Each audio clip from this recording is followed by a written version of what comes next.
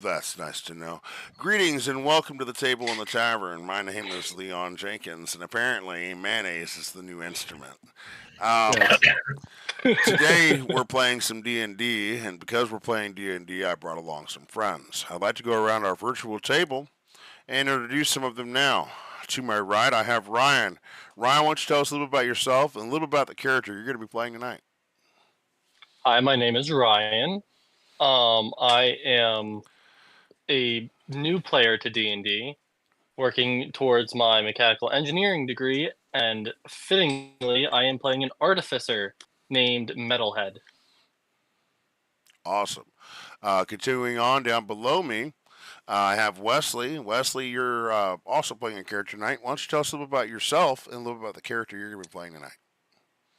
All right. Hello, everyone. My name is Wesley. I am just your simple factory worker, and the character I will be playing tonight is a human paladin named Gerard. Gerard. Continuing on, I have my mystery friend down here in the bottom left hand or right hand corner, Gracie. Gracie has told me that until we get 50 followers on Twitch, she's not going to turn on her video. So I got to have you guys help me out there on Twitch tonight. Very good. So, Gracie, why don't you tell us a little bit about yourself and a little bit about the character you're going to be playing tonight? Yeah. Her name is Scarlet. She's a half elf bard.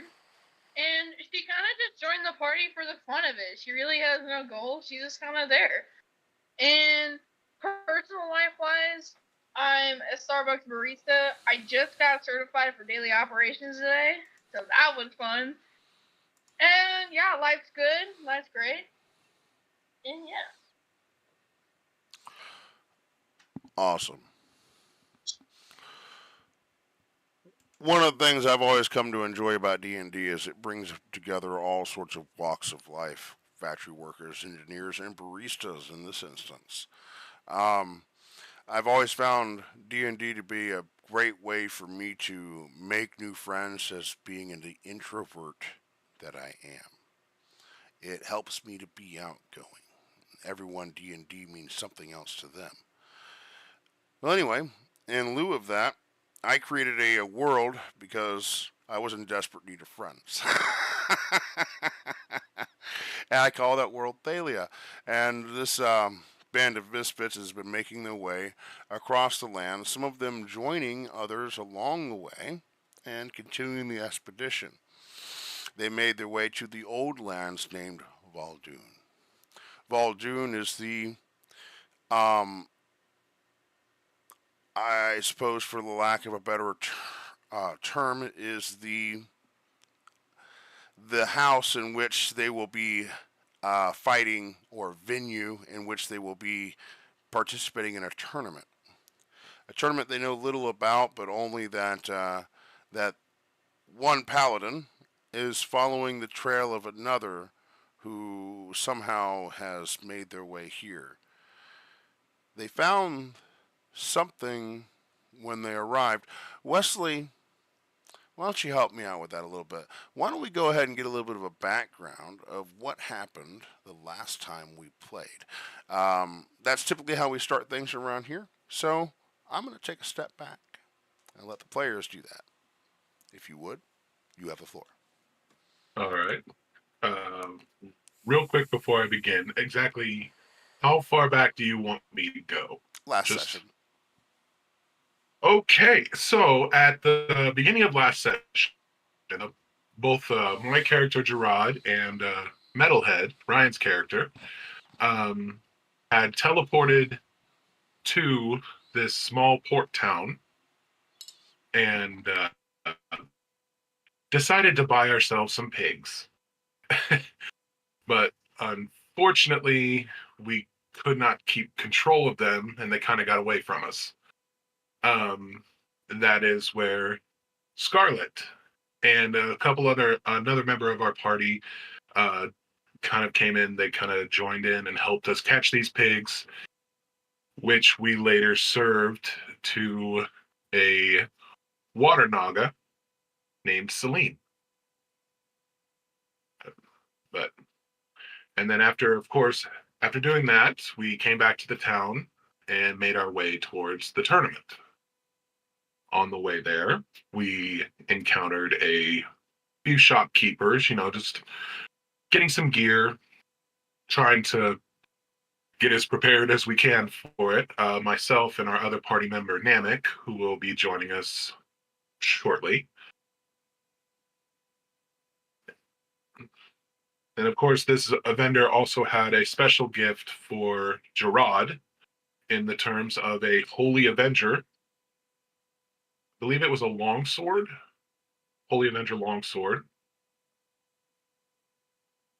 course, after which some things were said and the tournament had begun.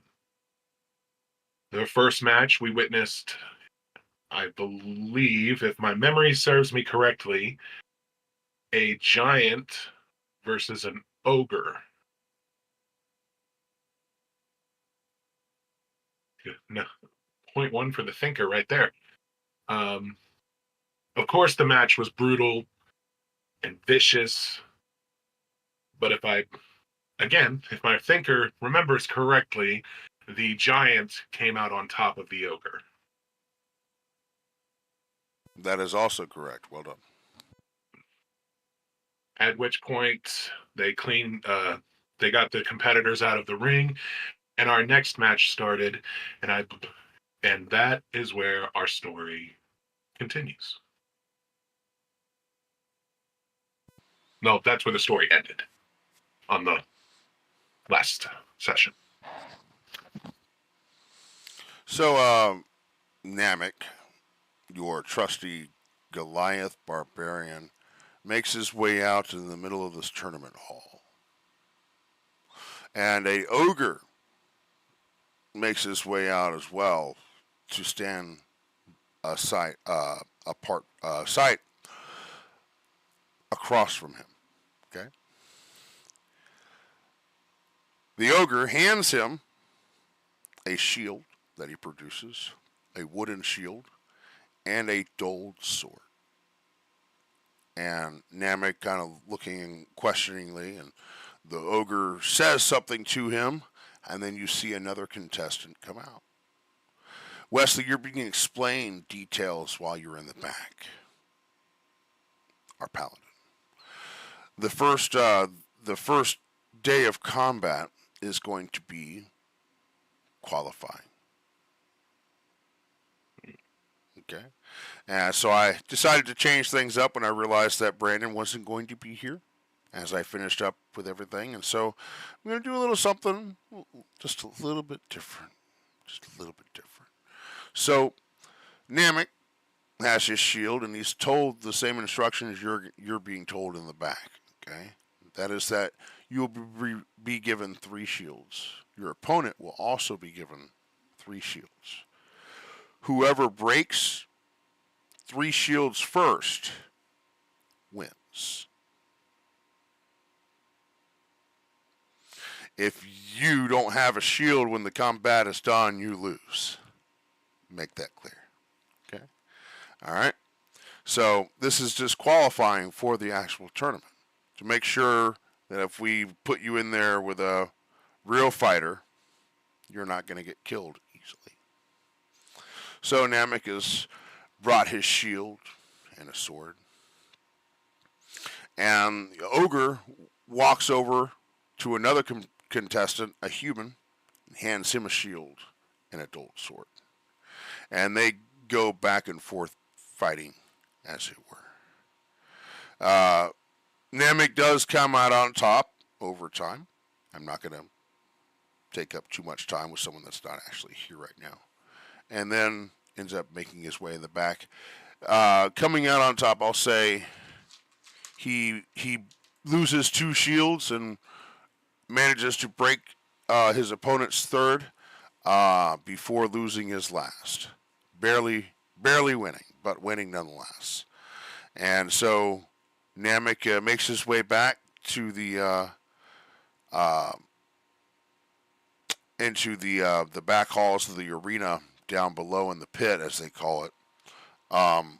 You see him come back in with his head held high, and the opponent coming in, Namek his hand over his shoulder, telling him that it's okay. I'm sure that he'll be able to find a way to make his way into the tournament as well. You in the back there. What was your name of your character again? Gerald. Gerard. Gerard. Uh, you hear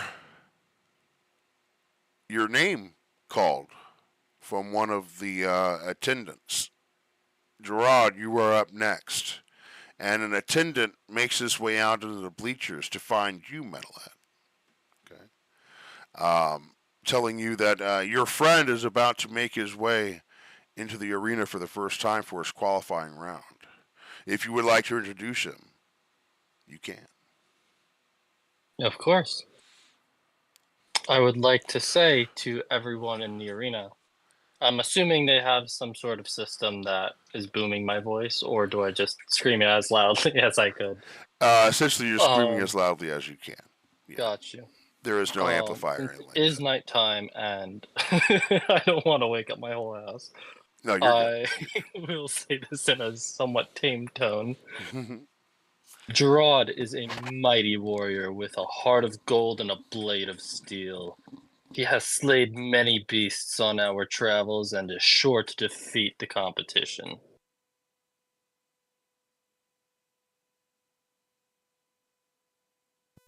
You hear hollers from the crowd in anticipation of seeing this brave warrior as this ironclad knight makes his way out with his wooden shield and his dulled blade to use in this I tournament. want to let you know that I am also having my my robot dog follow him in as taking the place as if it is his companion. Okay. The judges look at the dog curiously. Now, this dog's not going to be able to aid you in combat. You know that, right? Noted. I So I guess understand I completely. tried. At which point I will just gesture for the dog to make his way back up to the stands with Metalhead. Very good. All right. Now, you do enter and then make your way towards the center of the arena, and you are promptly greeted by another contestant that makes his way out. He looks a bit nervous, a little bit young. This may, Gerald, be his first fight, by the looks of him, that he's ever been in. He holds his shield a little bit low. His sword arm, it looks a little bit uncomfortable with the blade. Um, let's roll initiative, you and I.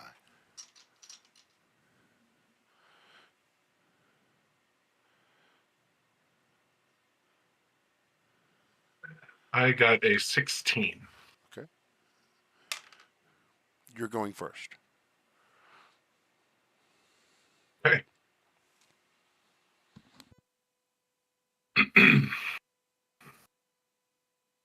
Just to be clear, exactly how big is this arena? Are they is it like football sized arena or is it like a small arena because it's a qualifier? Let me direct you to roll 20, please. I was about to say, we are showing the map on Roll20. Now, I can't My affect apologies. roll 20 from that screen. I have it set up over here to do it, but I will take care of it. So, we have the center of the arena here. You can see what was an orc and an ogre, or a giant and ogre fighting. Instead,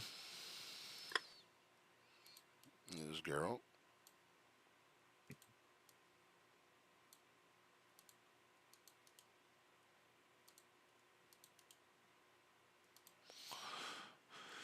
All right.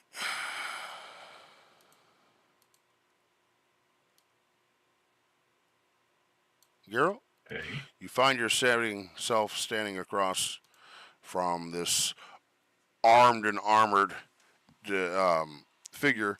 It looks a little bit inexperienced, a little bit as he holds his shield a bit low, and his hand seems to be uncomfortable upon his blade.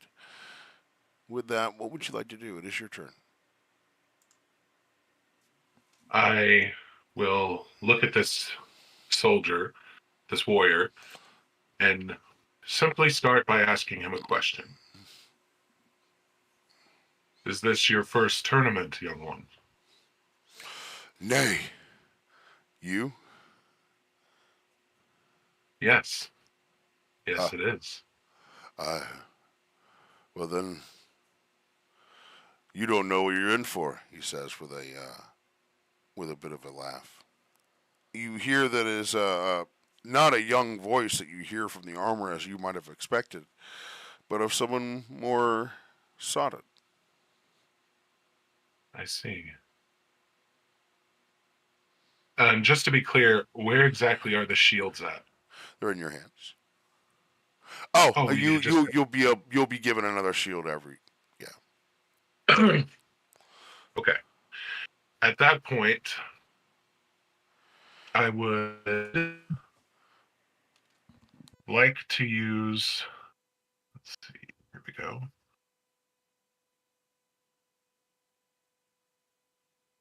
I would like to use a bonus action to cast a first level divination Hunter's Mark on my opponent. All right, sounds good. So you light him up with Hunter's Mark. This gives you some benefits in the combat. Okay. I'm assuming you're going to do more. Yes. I will then, after applying the Hunter's Mark, Gerard will look at this soldier and say, "You say I don't know what I'm in for? We shall see." At that point, Gerard rushes forward. I'm assuming these blocks, this grid is 5 feet intervals. That is correct. At which point, Gerard will rush right in front of him and will strike at him with his dull blade. Make an attack.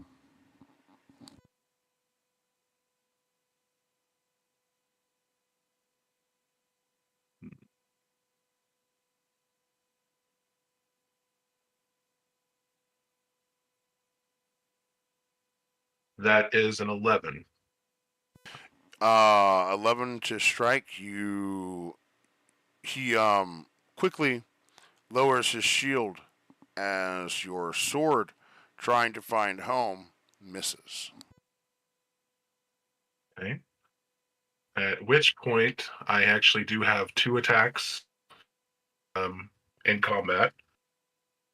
As my sword just misses, I pivot my body and change the direction, slashing upwards at the shield. I will make another attack roll. That time is an 18. As you rebound and dig your heel and strike upward, you manage to hit a shield that he had lowered to dip under your attack previously. What's the damage? That would be a question I would have to ask you, sir, since I don't know what the... Are you rolling it with one hand? It is a one-handed weapon. Well, it's a versatile weapon. So you're going to roll a D8 one-handed. It's going to be plus your strength. D8 one-handed plus my strength.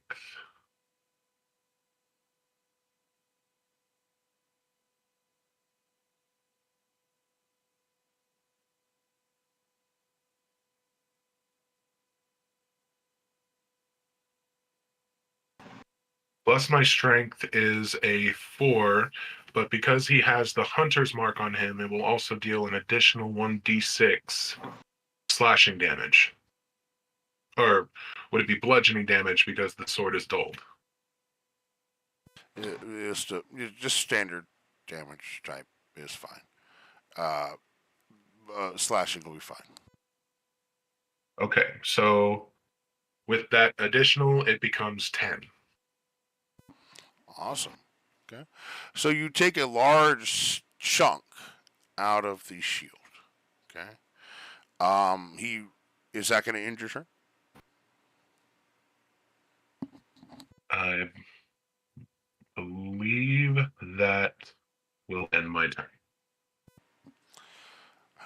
All right. So you swing your sword a couple of times, making a connection. The second, take a small chunk out of the shield, out of the bottom part of a shield, and he rebounds to attack at you with his sword.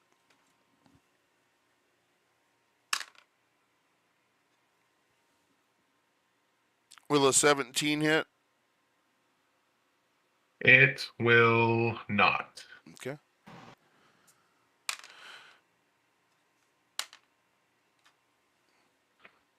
He swings twice with his sword, but does not manage to hit your shield once. It is your turn. What would you like to do?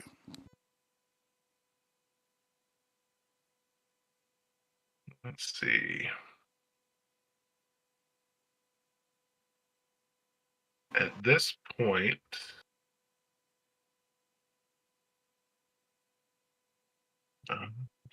so unclear.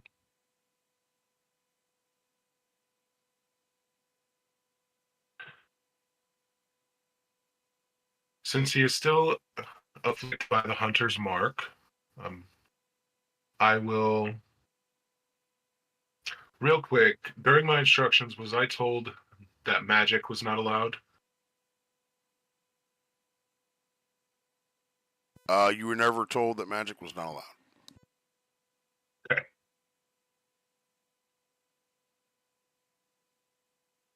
Which point?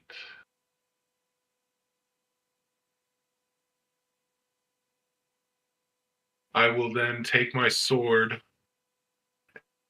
and slash at his shield once again.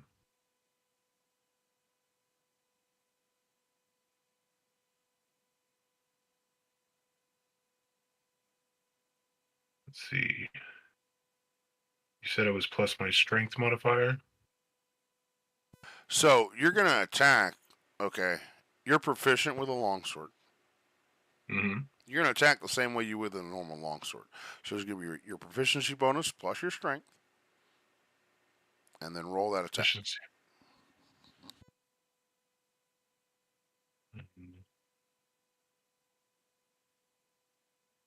It's just like the same longsword you had. Well, you probably deleted it because you got a Holy Avenger.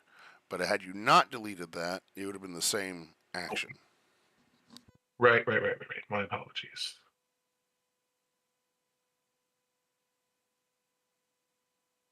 First attack does a. It was my proficiency plus my strength modifier for a hit. Does a 22 hit? Yeah. A 22 will hit. Please roll damage. All right. One.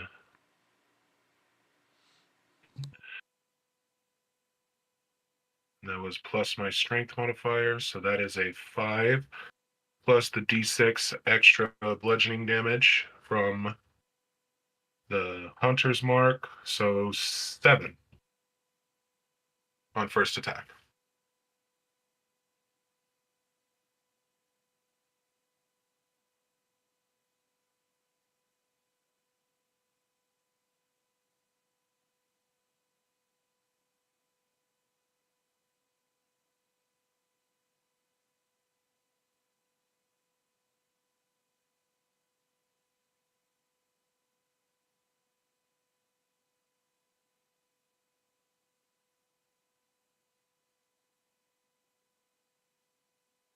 I'm guessing you couldn't hear me because I was muted.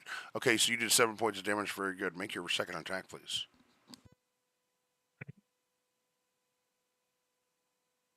That is a nat 20. There is no way that misses. Please roll damage. Is since it is a nat 20, is any damage doubled or anything like that? I'm not quite familiar with nat I 20s. forget sometimes you guys don't. So it once again, had you had it in there and done all the stuff, it would just roll the damage for you. But yes, you are gonna double dice. Okay, just double the damage output altogether. Whatever your damage would be, times 2. Okay.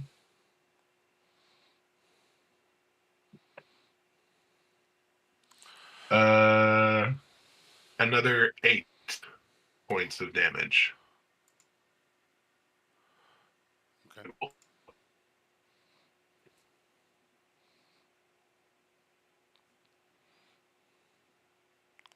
Okay. Is that gonna 8 points and 7 points? Is that correct? Yes, for a total of 15.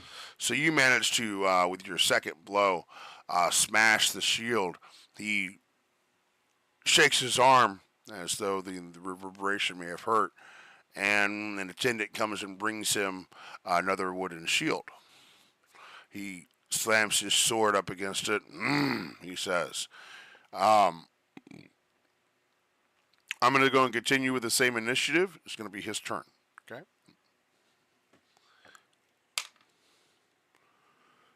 Does a 19 hit? A 19 does hit. Okay.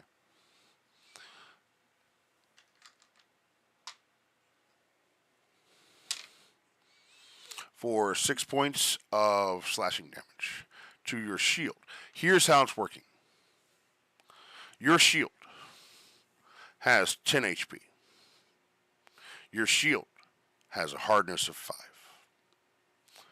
What that means is, when I hit your shield, first I have to go through that hardness of 5, so that soaks up the first 5 HP.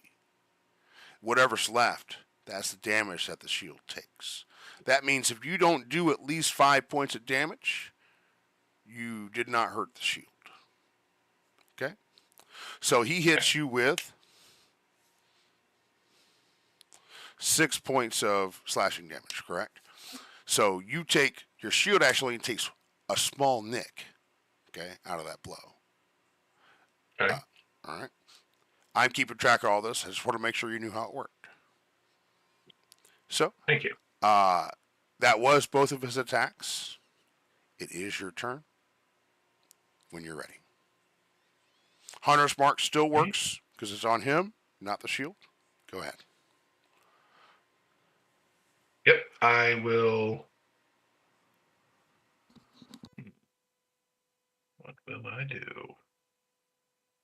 I guess, going at it, might as well. I'll just attack twice. Rolling for the first one. 17. 17 does hit. Go ahead and roll damage.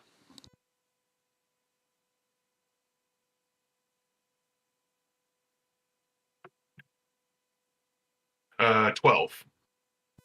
All right, 12 points. Very good. You see another chunk come out of the shield. A new chunk come out of the shield. Is that going to end your turn? Oh no, that was just damage for the first attack. My apologies.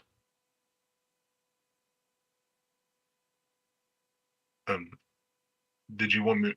That was just my first attack. Yep. I still have my second. Yep, you still do. All right, we'll roll for that one. 24. That will hit. Go ahead and roll damage, please. 8. All right, with that, the shield is splintered once again and is shattered. He shakes his arm once again, and the opponent shakes his head as an attendant brings out another shield. He looks at the broken shards of the 2 shields, and he looks at your one that still has yet to be broken. He says, son, maybe this just isn't for you.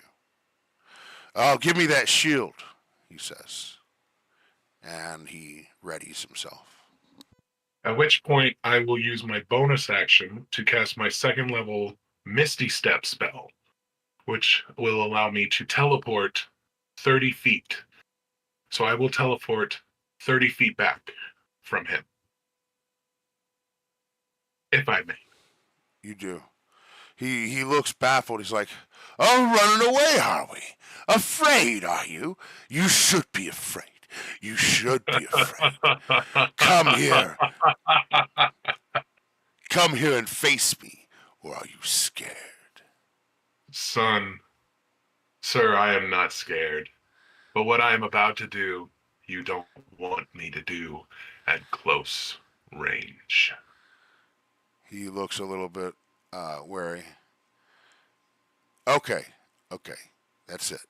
He drops the sword and the shield. He says, "Okay, that's enough. I give." Are you sure? Yeah, he threw down his sword and his shield. He gave it. At which point you I hear will the clang crowd. my sword. Sorry, go ahead. I apologize. At which point I will clang my sword against my shield and raise them both in victory. You hear the shield, the crowd roar as you raise your hand and your shield high above your sword and your shield high above your head. They give great applause. You even Metalhead, you feel the taps of a couple of hands upon your back. "Oh, yes, you're right, your friend. He's quite the warrior indeed. Yes. Never doubted him for a second. The crowds That's begin. our garage. The crowds begin to die down. While you were at work, Brandon, thank you for joining us this evening.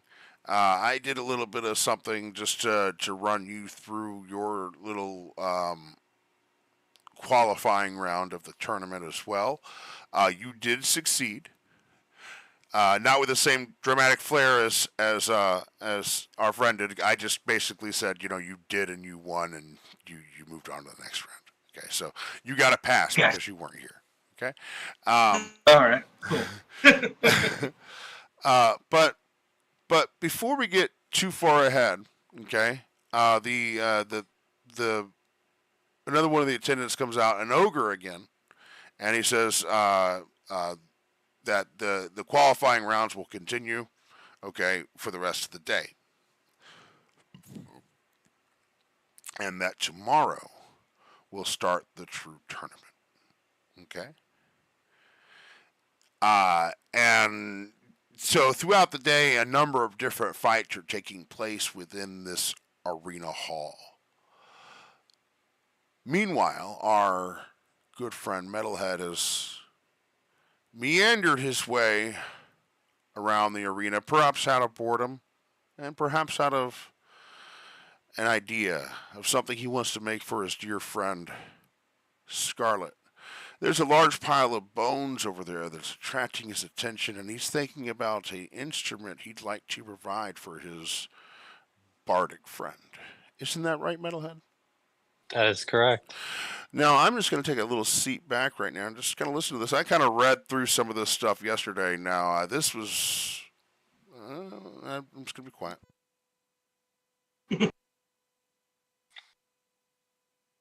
So, you have the floor. Go ahead. Oh, this the instrument I will be making. So I will be making a violin made out of multiple different foes that have fallen in the arena, using their bones as the structure. What this violin will be doing is when it is played, the bones vibrate against each other, making unrest with the spirits that the bones were made of. And in this unrest, the ghosts of the dead will be heard through the notes with a scream. This scream will be harvested and used to strike the fear into the enemies.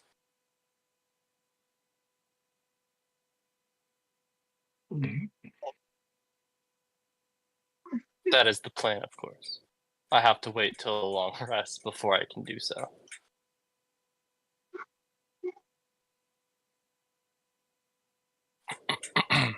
Wow.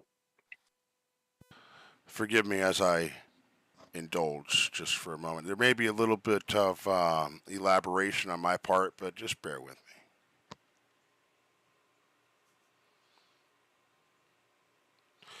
me. Metalhead eyes his friend's bardic bow and hopes to create an item in which she can play as well.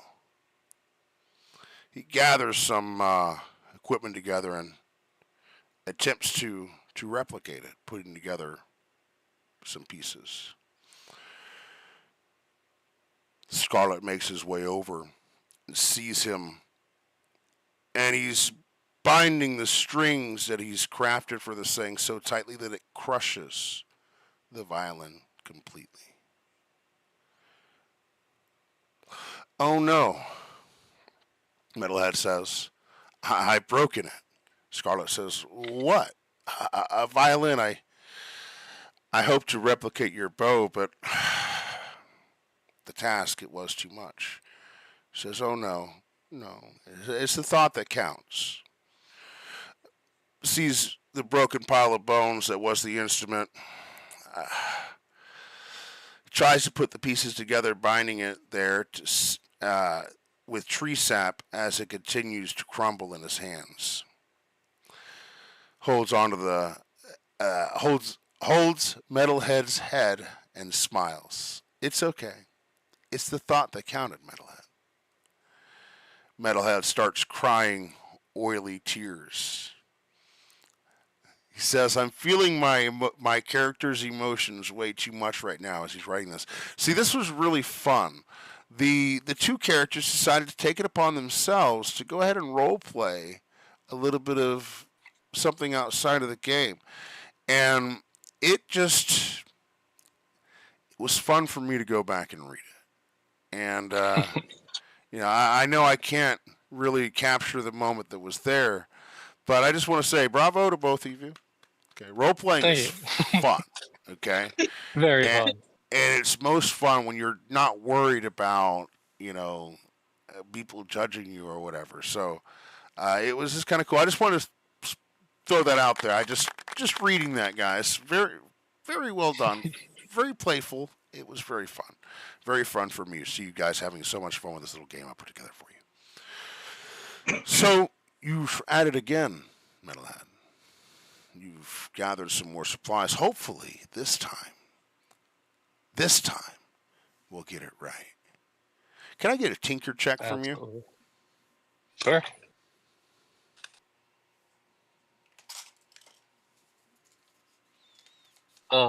What would I roll for that? Okay, great question. So, as a artificer or artificer, depending on who you are, how you decide to pronounce it, I've heard it pronounced many different ways, but that's just the two most popular. You will be using tinker tools as your tool set. You should be proficient with them. You probably have them through your class creation, right? Yeah. So you're going to roll an intelligence check, and because you are proficient with the tools doing this, you're going to add your proficiency bonus to the roll. Okay? Okay. So intelligence plus your proficiency bonus, and that will be the roll.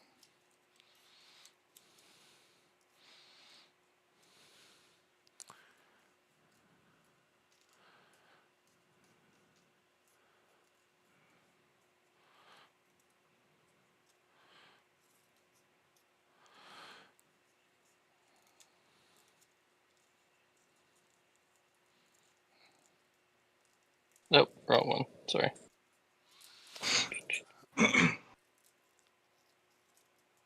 I also want to applaud Ryan on the fact that even with material that wasn't even in the session, when he rolled a 1, he was like, oh no, I rolled a 1.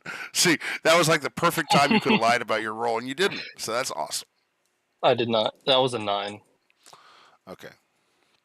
You rolled a 9 this time? Yeah. It's almost as if you had, it almost seems like if you had a bard in the party to give you inspiration, that would be amazing. Somebody say inspiration. Absolutely. As I dramatically look at Metalhead, I raise my hand and say, "Get in!"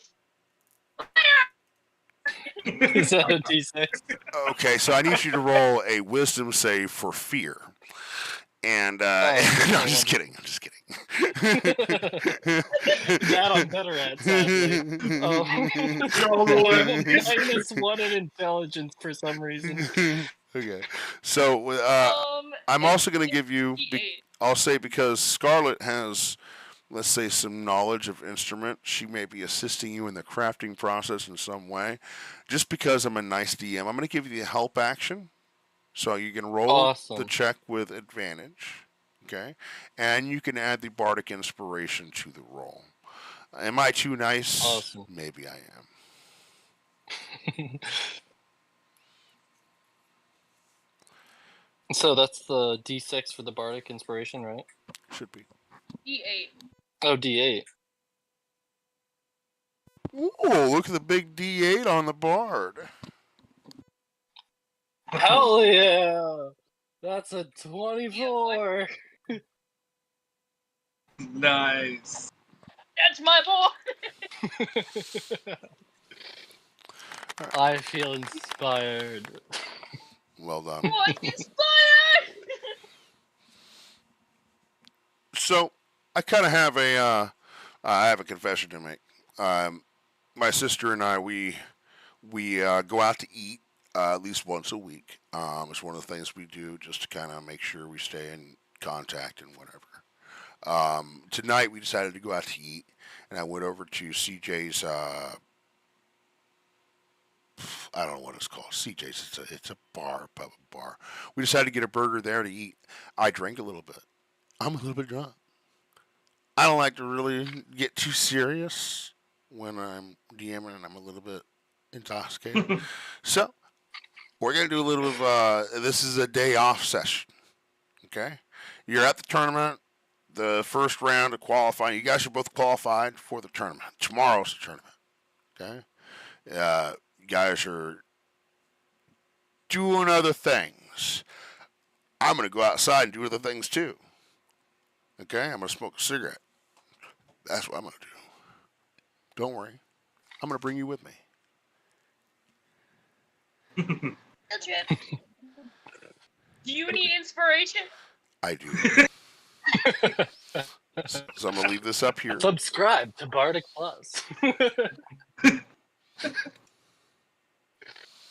And for 1 coin more, you can get Plus Premium. Bardic Premium. Yeah. Where you have live entertainment.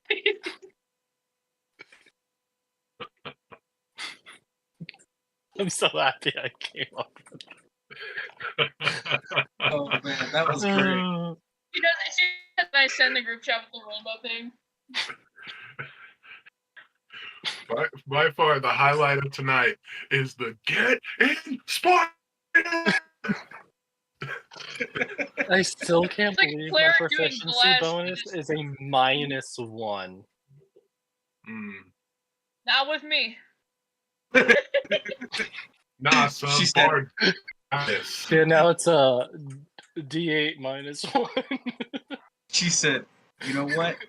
I see your D8, or I see you -1. I'm gonna raise it D8. Yeah." D8 fusion. I'm gonna from you guys though. I wonder if you guys could help me out with something. You guys kind of sit inside, monitoring your computers. We are currently streaming on Twitch and YouTube. However, if anyone comments or anything, which I didn't see anyone on at this point in time, if anyone comments anything, I won't be able to respond because I'm not currently watching either one of them. But one of you guys could be, or two of you guys could be. One of you could be monitoring either one. Gotcha. Welcome back, YouTube. No, Yeah, and if anyone does, don't feel don't be shy. Just say hi, blah blah blah, and let us know they're there, and let us know their question, okay, or whatever the comment. Yep. I'm really bad about. I'm trying to get better. Ryan's helping me because he tunes into a lot of my live streams on Twitch, and so I'm there pretty actively.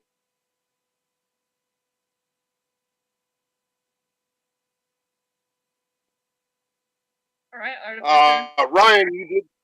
Sorry.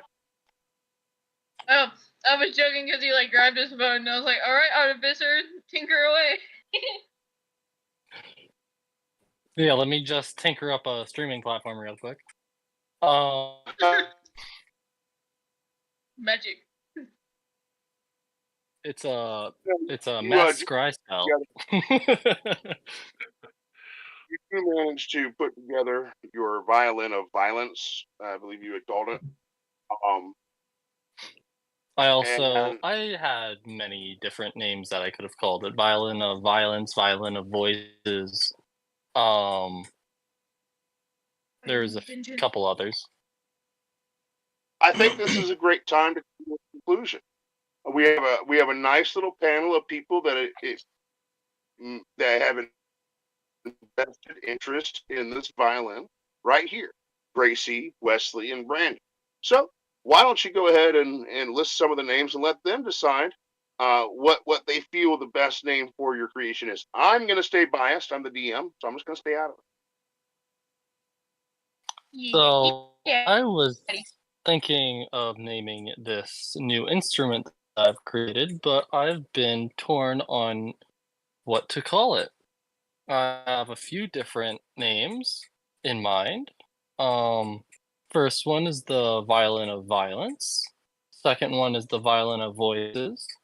The third is the screams of reverberation.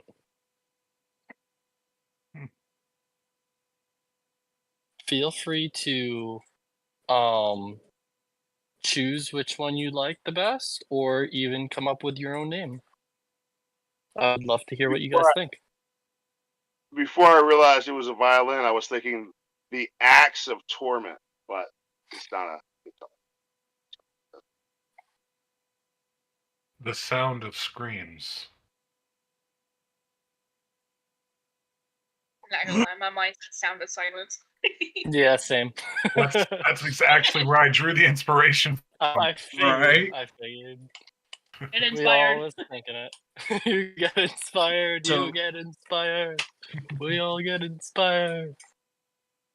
I was thinking of maybe Violin of Vengeance. For justice. For justice. Justice. Forget no.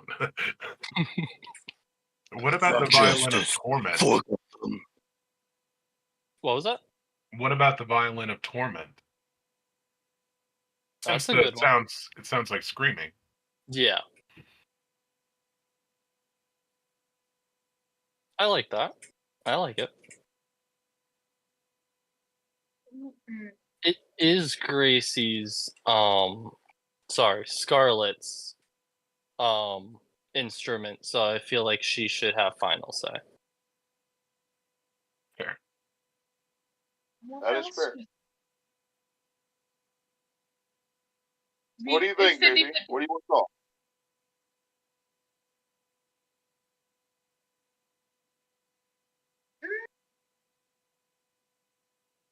I think so many decisions. Why don't we circle back to it then? Yeah. I We'll think just put that on the back. I like. Oh, okay. Unless you already have come to a conclusion, I was going to give you some time to think about it, some time to chew on it, but it's up to you.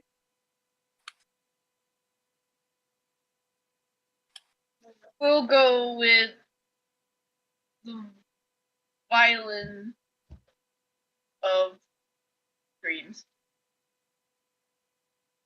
I actually came up with another one just in case if you want it to be more personal to your character. You could call it Scarlet Screams. Oh. Oh, Nice. that has a ring to it. That does. That I like gave that. me goosebumps. Yeah. Hell yeah. That was nice. Yeah, let's do it. Scarlet Let's Scream. do it. Hell yeah. All right. All right. Metalhead does a bardic bow. Fall on his face again. Be a performance. You know. Oh shit. let's do this again.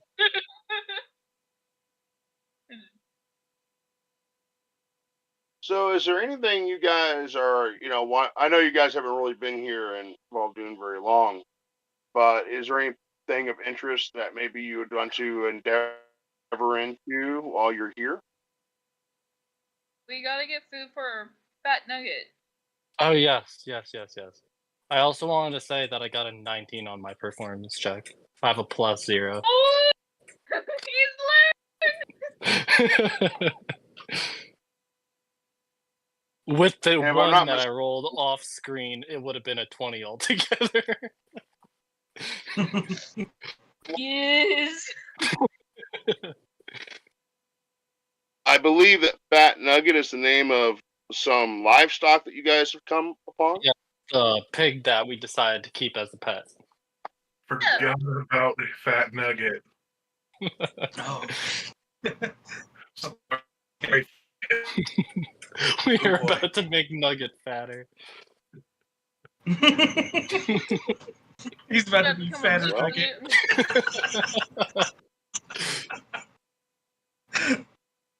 Came a 4-piece to a 20-piece. Uh, Alright, so you need some more feed for pig. How would you like to go about obtaining said feed? oh, I would go straight back to the people that sold it to us. Okay. Clearly, he has Well, the so you means to keep them alive. okay? How much food do you want?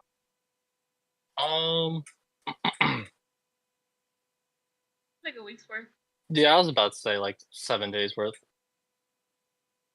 Okay.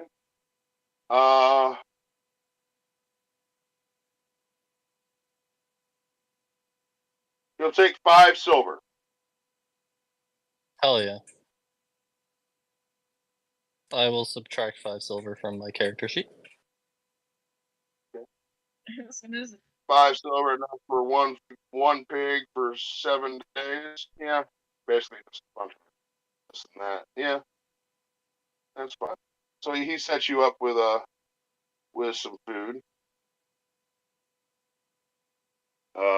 No problem. Is there anything else you guys would like to get into? Well, I'm assuming Metalhead and Scarlet have gone to get the feed. Gerard I am going to go and look for the vendor that gave me my sword. That's what I was expecting you. I So will, you go in search of. Go ahead. Namek is gonna accompany him just in case of something.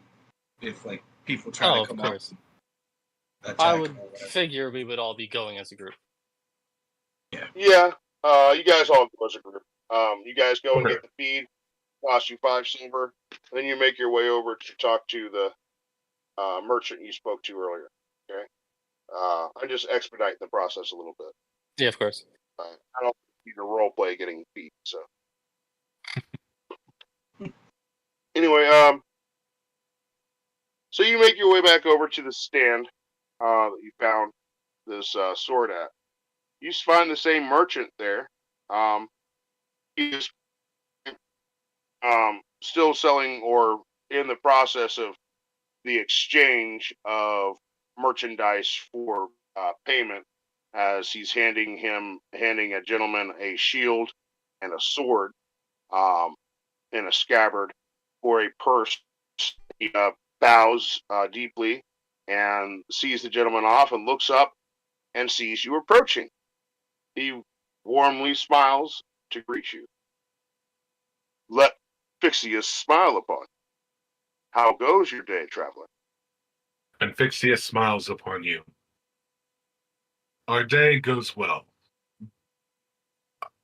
There was something I needed to ask you the last time we were here, but I did not get the chance. May you indulge me? Well, sure. What questions may you have? Well, first, you said Nadaline left me this sword. When did she leave it? It was some time ago. I can't say exactly. At least 3 seasons ago. Almost a year. Do you happen to know what became of her? Not exactly what became of her. No, I know where she left to. If that's what you want to know, she said she had some business with a divination wizard in a place called Chimeria.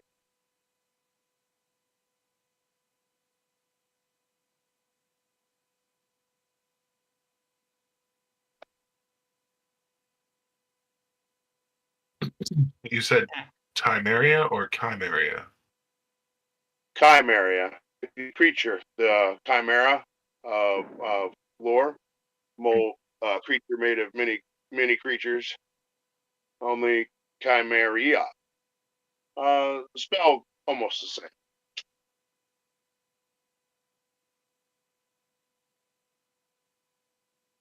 I understand. If you search for Chimeria, you'll make your way to Tasmal. It lies in the heartland of Tasmal. Follows the rivers there.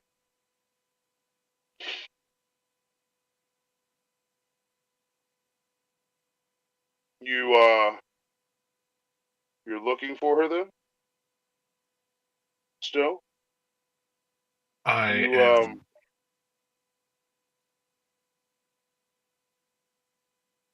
I am currently looking for her. it's curious how you found your way here. I was On her sorry. no, you're fine.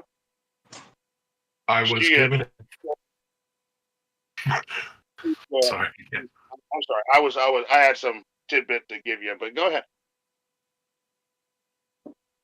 I was given information that she was here and that she was competing in the tournament.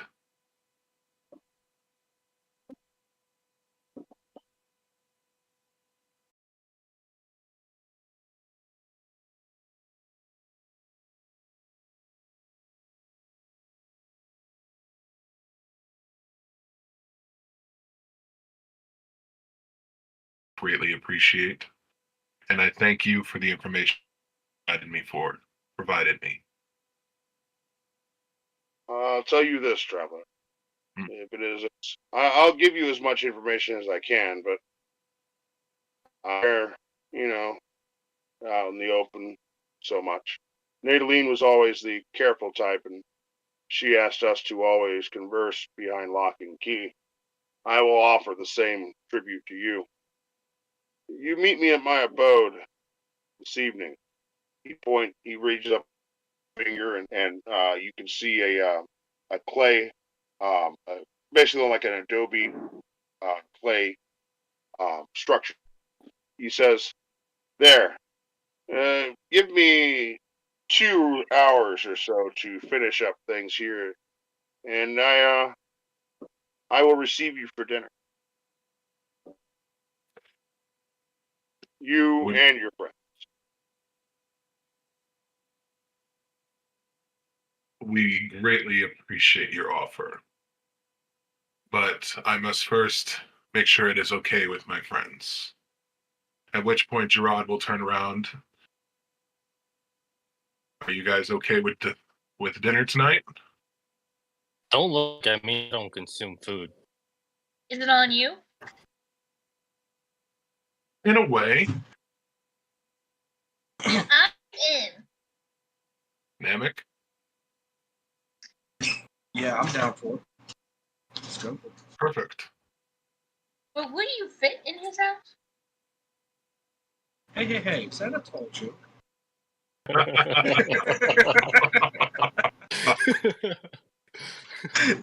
Gerard will turn back around to the merchant and say, graciously accept your hospitality tonight. Very good. Well, I'll be looking forward to seeing you then. You will, of course, forgive me. He looks up as someone, a young soldier appears. The same soldier that you had fought with in the tournament comes up towards the counter. Says, "But it appears I have another customer." The soldier looks at you and then looks back at the attendant and says, "You sold me this armor. This armor's no good. I want my money back." Blah, blah, blah, blah. This, that, and the other. Gets in an argument with the vendor. The vendor says, and then looks at you as well there, Wesley. He looks you up and down, but then seems to calm himself and says, "I bet if it was this here knight, you'd give him his money."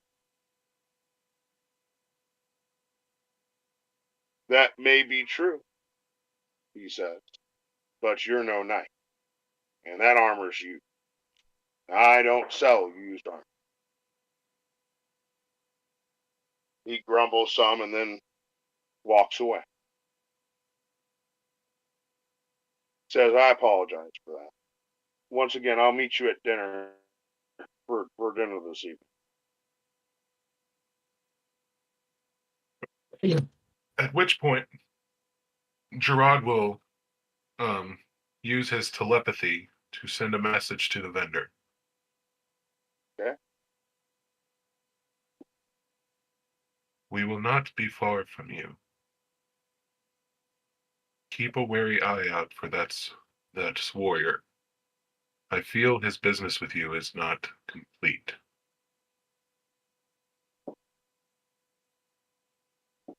All Thank this. you for the. Is this something he can respond to? No, this is just a singular message that he cannot respond to. It's just my thought projection into his mind. He looks at you and then nods, acknowledging it.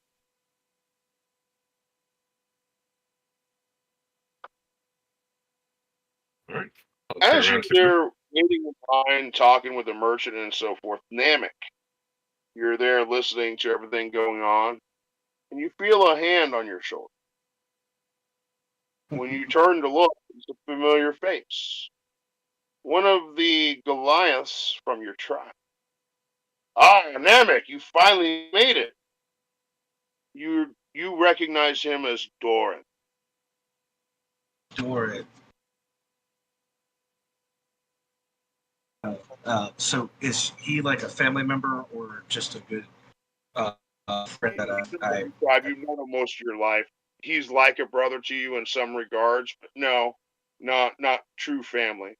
You guys really hunt together. You guys have, protected against raids and so forth. You guys are both warriors in your tribe. You also have made your way to this tournament to compete for the right to become the chief of your tribe. So this is also a friend, but a competitor as well. Ah, Nimt, you finally made it. Doran, bring it in, man. Haven't seen you in a while. How's it going? How have you been? He says, "I'm doing well." He gives you a hug and so forth. "Oh, I see you you haven't traveled alone. These are your friends. Yeah, these are my friends. This is Metalhead, Gerard, and Scarlet. Guys, this is my longtime friend from my clan. Um, we made this travel as well. He participating into the tournament to be the chieftain of our tribe. Yeah, I'd make a really good chieftain, I must say. What do you think, Namek? I'd say I fare the best. You know, after all, I did get more kills for our hunt. I did bring in more deer after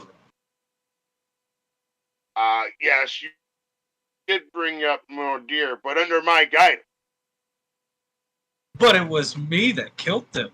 you see. Yes, your spear arm is true. I will give you that. I hope you do well in the tournament, Namek. Just not too well. As to you, Doran. He gives you a cheerful laugh and a belly full of cheerful laugh and slaps you on your back and says, "All right, Namek, I'll be seeing you around."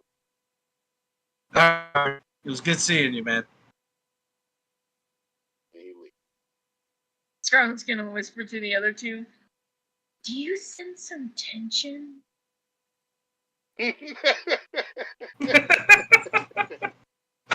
Looks like nothing but friendly rivalry to me.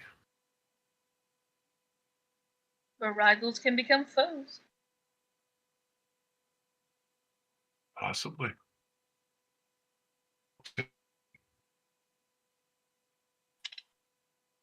Metalhead looks around confused. I don't see tensile machines around here.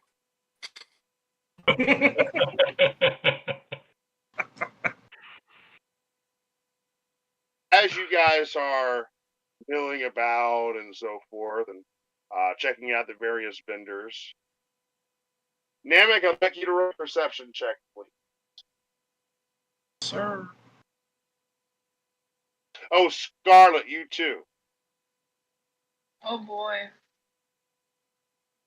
You said perception? Yes, please. A large horned owl that is circling about. Yeah. Our friend Scarlet with 22. You see on the docks, not but, about 300 feet from you or so, give or take, a very familiar sight. A wizard you traveled with for a time. And with that, what would you like to do? nervously look at Namek. And I'm gonna say, am I seeing things? Or is that the wizard we stole from? I'm gonna look down at Scarlet, kind of, and go, "No, correct. That is Tim, the wizard that we stole from."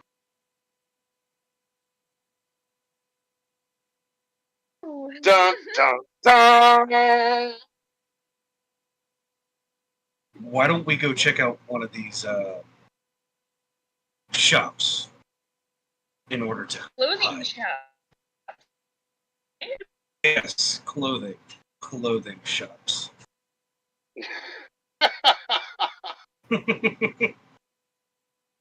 right, so you do find some different shops, some that offer uh, local garb, tunics and so forth that look very bland, to kind of fit in with the surrounded desert environment. You also see a lot of like smocks and so forth, and of course robes and turban, desert attire. one of the merchants sees you walk into his tent. Ah, welcome, welcome. Travelers from abroad. Oh, come for the tournament, no doubt. Yes, yes, very good, very good. How may I serve? I'm gonna We're look at just Scarlet. I'm gonna look at Scarlet and go, "You take lead. I have no idea." and I'm gonna look up and whisper, "Do you trust me?" I do trust you. What? So I look at the shopkeep. So me and my friend here, he's competing, and we traveled far and wide. And knowing me, he's so sweet and offered to buy some trinkets. I said I wanted clothes. Well, you came to the right place. I have the finest silk, cotton, and well, I'm not really sure. Something that more like hides and so forth. All authentic furs.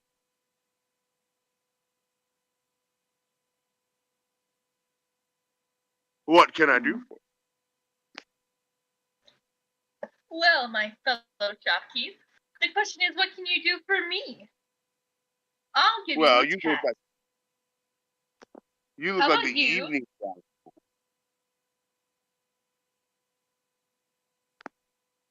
What do I? I'm sorry. He said, you look like the evening gown type. I have this silken dress that would just look perfect on you. Gold trim, red, red. Yes, I said it. Red to go with your beautiful skin. Is that so? Well, how You about look we very try it good. on? Walk this way, then he says.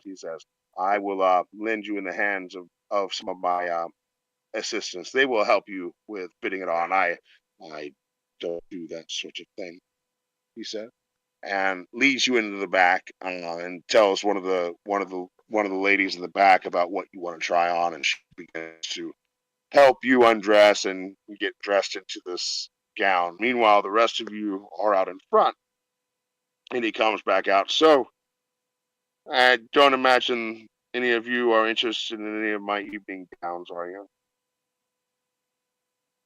No, no. No. So, tunics and such for the lot of you, then? So since we're in a desert, do you have anything that may cover a face in case of like a bad sandstorm comes by or anything like that? Oh, certainly. Finest cottons, imported from Tasmal. I will have you set up perfectly. I have a tunic made just for you. It will go well with your beer. I'd like to try that on. So he finds one and helps you wrapping your head and so forth as he looks at the rest of you. So what can I get for you? Maybe a nice mantle for the night. Appreciate the offer, but I'm all set. Uh, and he looks you up and down, Metalhead. He doesn't see you wearing an ounce of clothing. Um, what about you? No, I'm good. That's I prefer to be naked. one perspective, he says.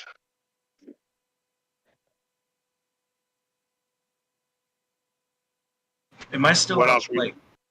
Am I still out near them while he's Yeah, yeah. ridiculous? He's literally wrapping your head while he's talking to them.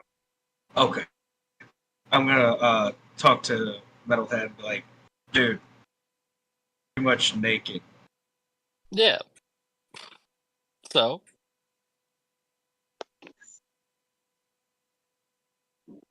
Kind of weird, man.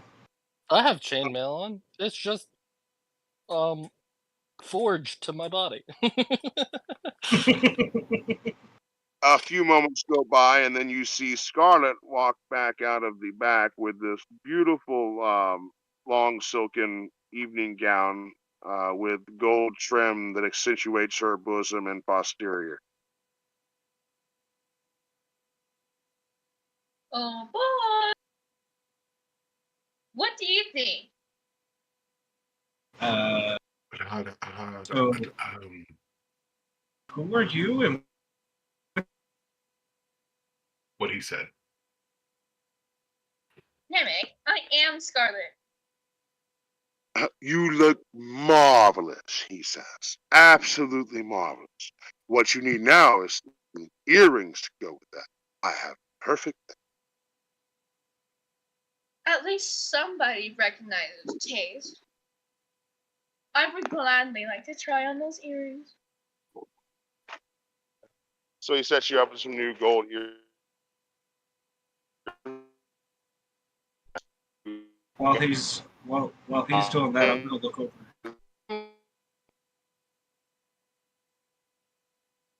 To 125 gold forever. Earrings and gown.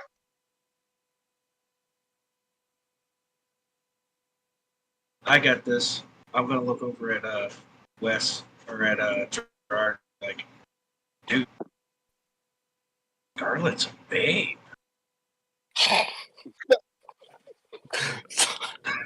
To which Gerard will reply in kind. Yep. All right, And guys. I'll Put have your tongue response. She looks like a fully grown adult to me. I don't know what you're talking about. back. No, metalhead. No. I'll explain later.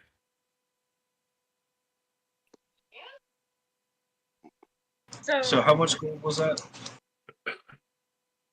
125 gold. I'll pay for it. You see, my fellow shopkeep, as fun as it was to play as your doll, I would like to make a bargain. Do you accept? You want to make a what? I would like to make a bargain. What kind of bargain? I will play my absolute best to attract customers to your shop. In return, I call that a bargain. Sorry, I had to. Give me 1 second. the joke was too funny. Damn, it was that bad.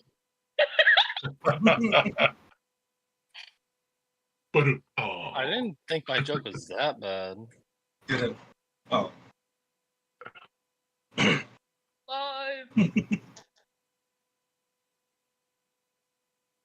maybe it was so good he had to just give you his live reaction.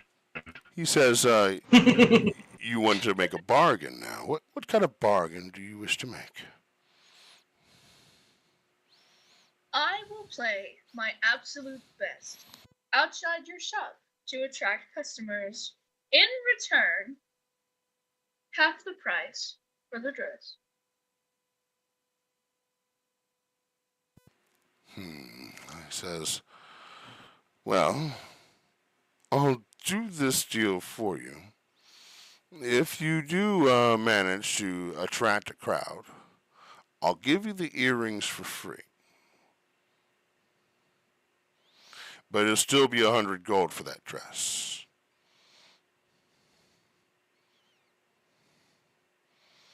Yeah.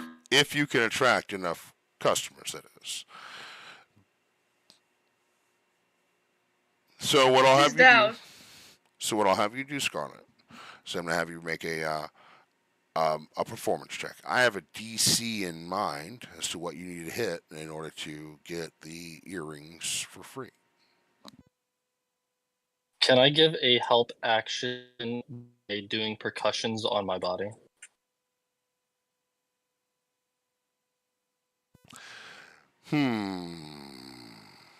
If you were proficient with performance, I would say yes. Unfortunately, you're not. So you're not rhythmic enough to assist her. Now, if you were, so the way that the help action really kind of works is you need to be able to do the task yourself, and then you can help someone else with that task. So let's say that you were proficient with thieves' tools and you had another rogue in your group, and one of you's picking the door. Well, you can assist him, okay, because you are also proficient there. Whereas someone else that's just traveling along, you only have one rogue in the group. Well, he's on his own when it comes to those things. So it's kind of like doubling down in order to get that extra assist at the more intricate tasks. In this case, I'm going to have to say no. Understood. It's okay. I rolled, and I got a nat 20 plus 11, so I got 31! Damn. Oh, No help action needed. Critical success. I was Okay. that good. Party plus. So you go outside wearing your Roll a D100 to see how many people flood to the shop. you you go outside with your new instrument. Say no. No, it'll still be the. Say no. Yes, that's what I was gonna say, because that's gonna be doing the opposite. I thought you were attracting customers. There's no one left in Valdoon. With a nat 20. All I heard was screams and then more screams. Real quick, as she is playing the song, just to kind of give that extra emphasis from what she just rolled, is it possible for Gerard to use one of his spells and cast Shield of Faith on her, kind of create like a field of light around her, kind of make her look like she's just gleaming as she's performing?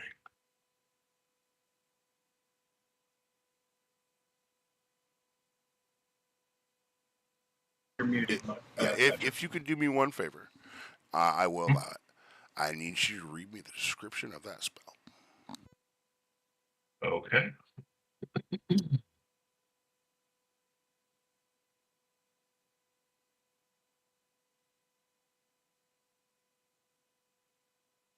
A shimmering field appears and surrounds a creature of your choice within range, granting it a +2 bonus to AC for the duration, and the concentration can last up to 10 minutes.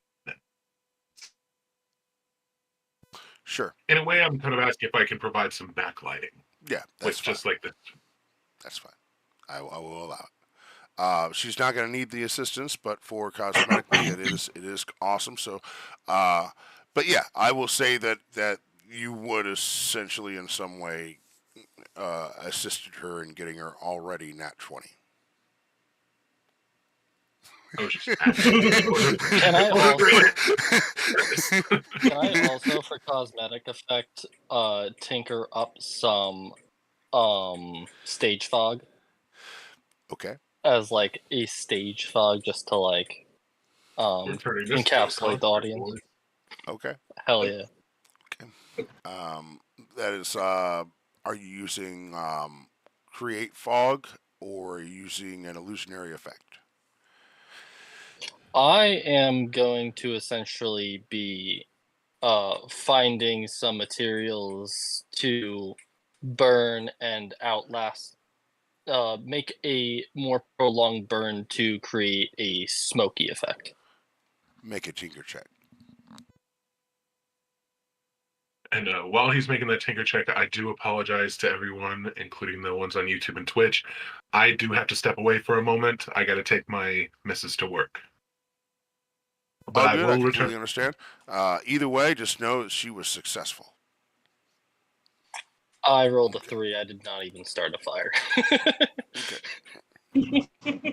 So as you step outside, you begin strumming your violin, and you get into a little bit of a rhythm, and just starts flowing.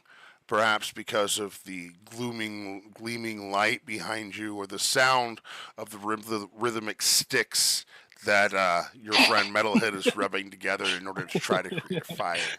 You're not really sure what it was, but this performance was special. And you had noticed that all eyes come upon you. Now I have this. I like the suggestion that was made. So I have a D100 right here.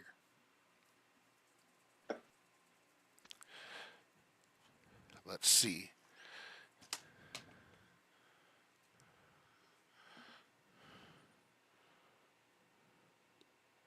I'm going to have to roll it again.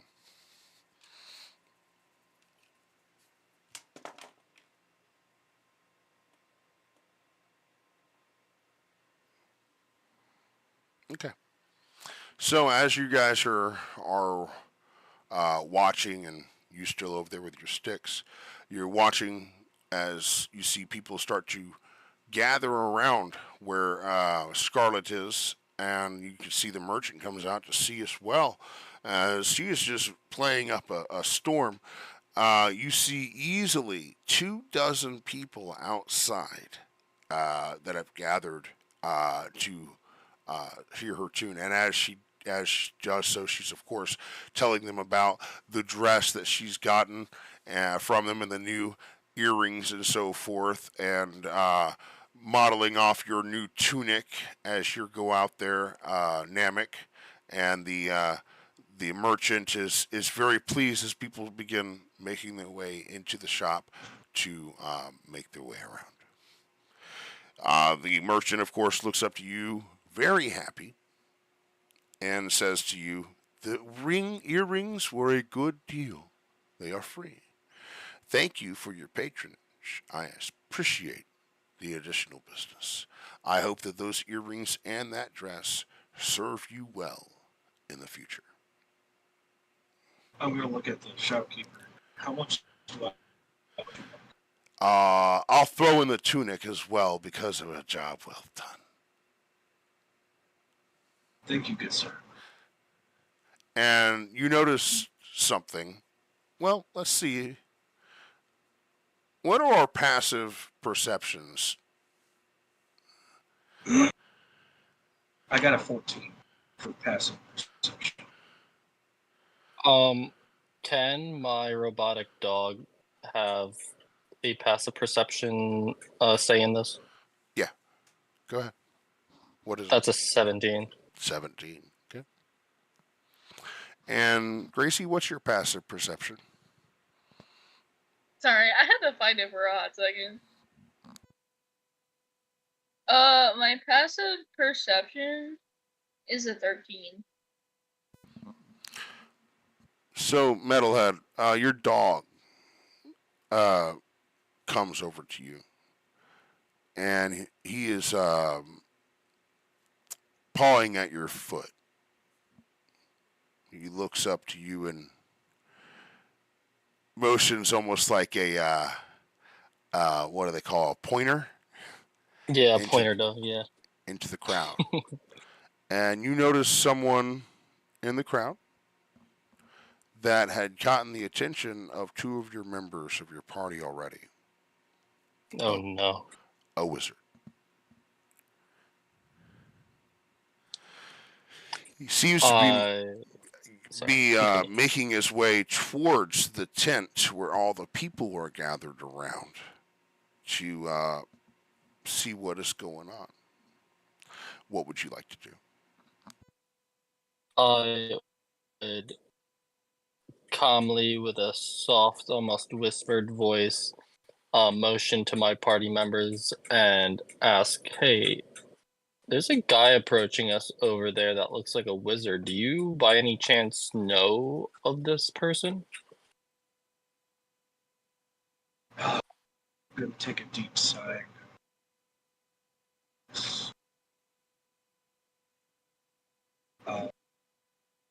We helped him, and then one of the previous party members, one of his companions, I'm sorry, managed to steal from him.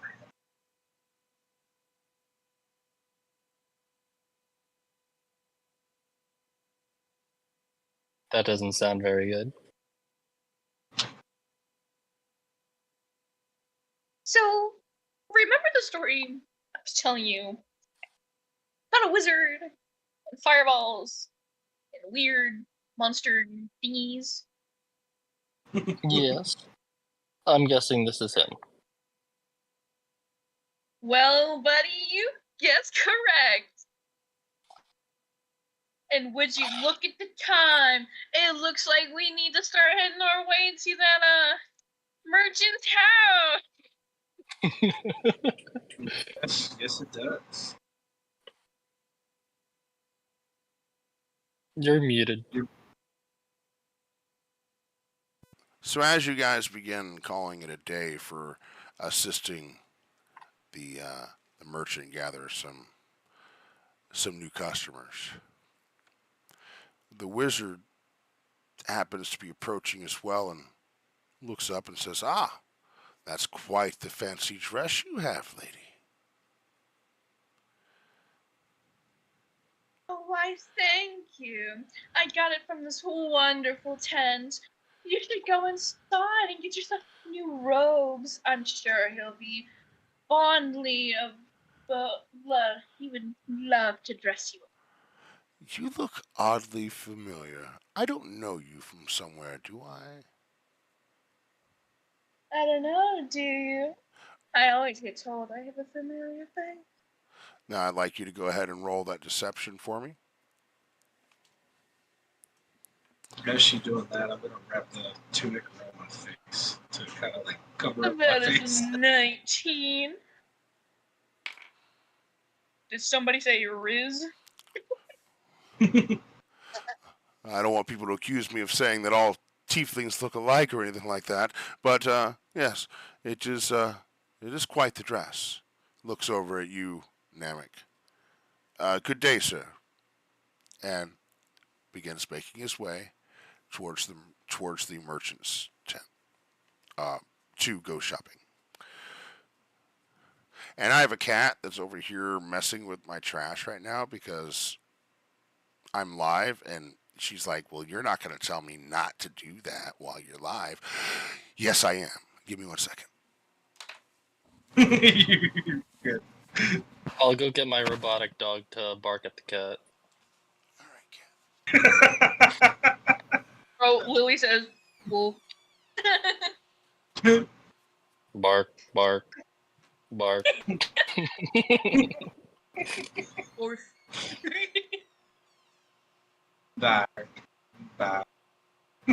Scarlet looks at Namek and says, "Did he just call me a tiefling?" Indeed, he did. Do I look that bad? No, Scar.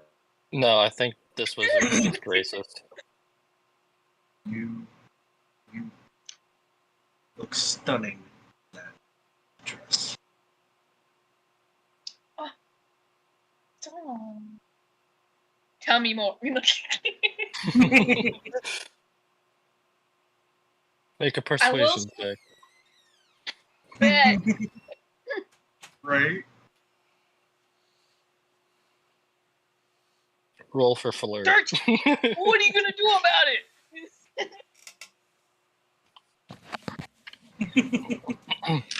Roll to subdue. I need to get some oil for that door. I mean, we have Metalhead. Cry. I'm kidding. No. Okay. So,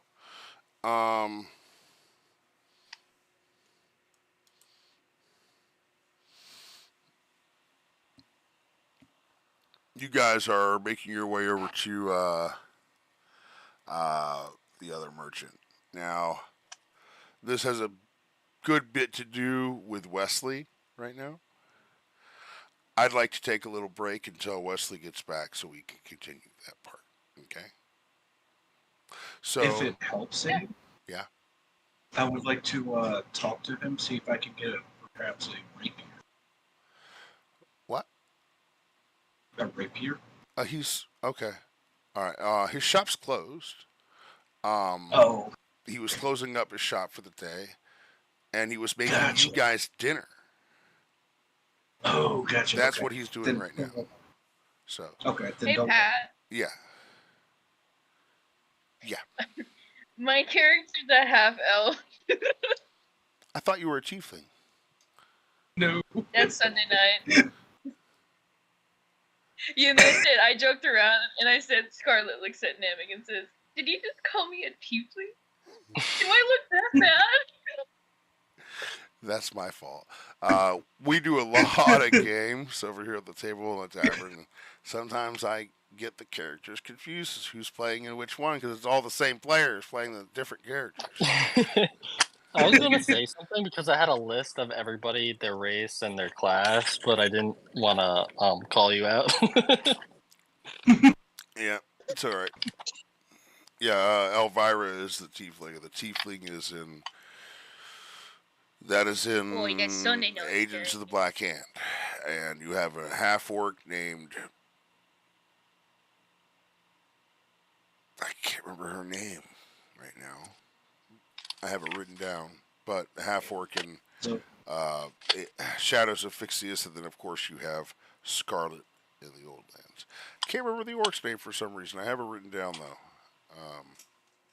Here. It's Mazoga, but she goes by Yeah. Zoga. Zoga. Yep. Yep, I have it here. Like Zelda, but like Mario. Zoga. Yeah, Mario, Mazoga, and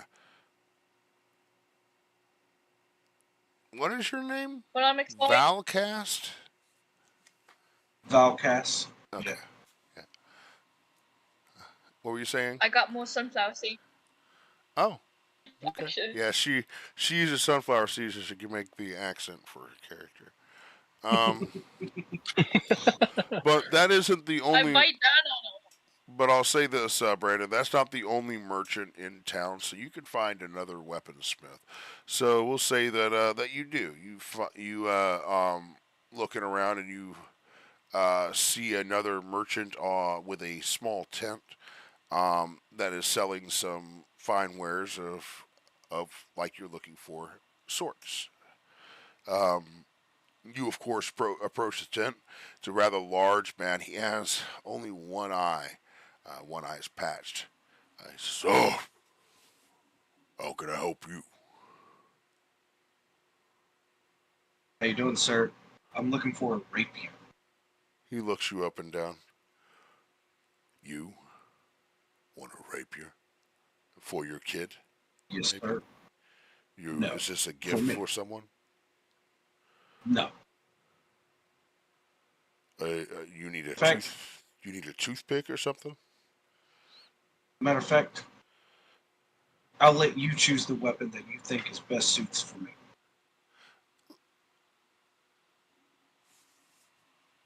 Let me choose the weapon that's best suited for you. That is correct, sir.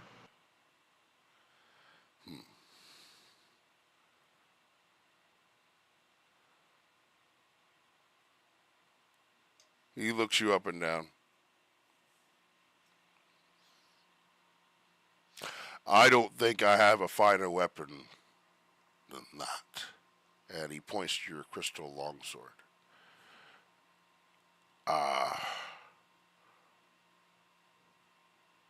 But if it is a rapier you want, I'll provide you that.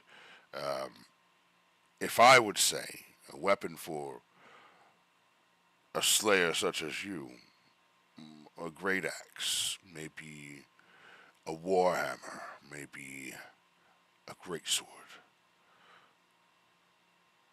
Okay. But Do you happen each, to have any?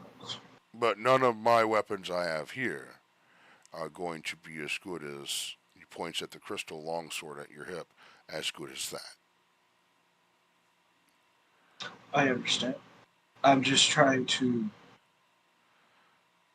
broaden my weaponry so that way I have numerous of ways of attack. I see. So if you're looking for versatility, then perhaps a two-handed weapon is not the way to go. Now, I'm assuming you want the rapier because it's a light, and so you can offhand wielded. Yes, I see. If it must, then it must, but it takes a particular type to wield this type of blade, he says, as he produces the weapon for you. Um, it's a standard rapier, okay?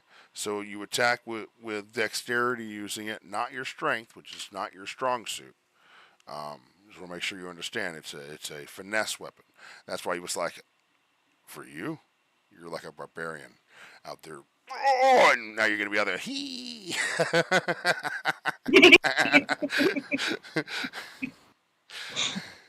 He went Well, from out of raw to he. so besides Think my of it like strength, Puss in Boots just jabbing away. right? So besides my strength, dexterity, and constitution are my next highest Okay. attributes. I mean, very well. I'm just saying it's just a short sword. Also, is a finesse weapon. It's also piercing, or slashing, not piercing. It really comes down to damage type, what you want to do with it, all that good stuff. So yeah, rapier's fine. He'll sell you a rapier for 10 gold. Take it. He says, "Is there anything else you might need?" We're talking about a great axe. Or do you have may have happen to have a battle axe? Oh, yes, I do. I have quite a selection of fine axes. If that is what your implement you wish to use, I can provide one. Yes. Um, he goes and rummages around, uh, and comes back with a great axe. It looks standard. Um,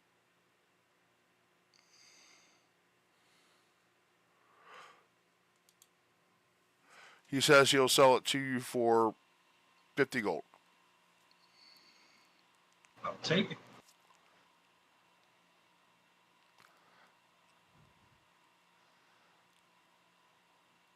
Okay. Um, is there anything else you'd like?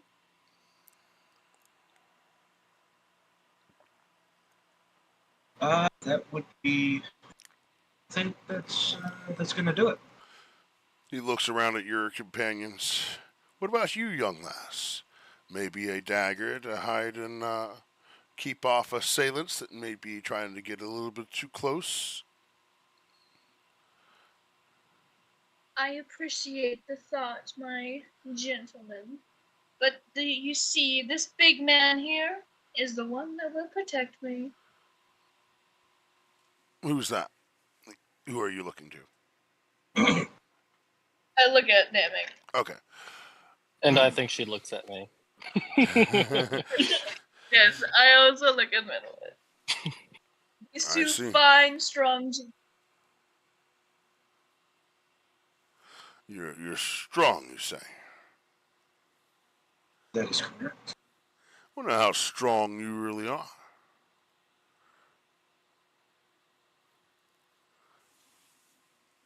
Okay. I'll make you a deal.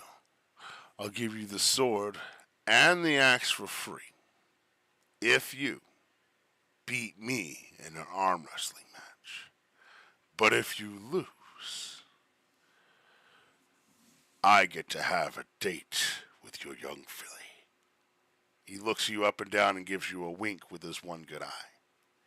Is that it to you? Was that a blink? Well, that More like a blink. Yeah.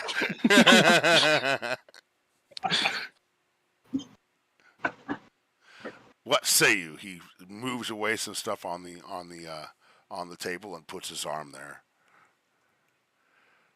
You're not scared you'll lose, now are you? no, I'm not scared. You Let's should go. be, and then Scarlet uses her violin.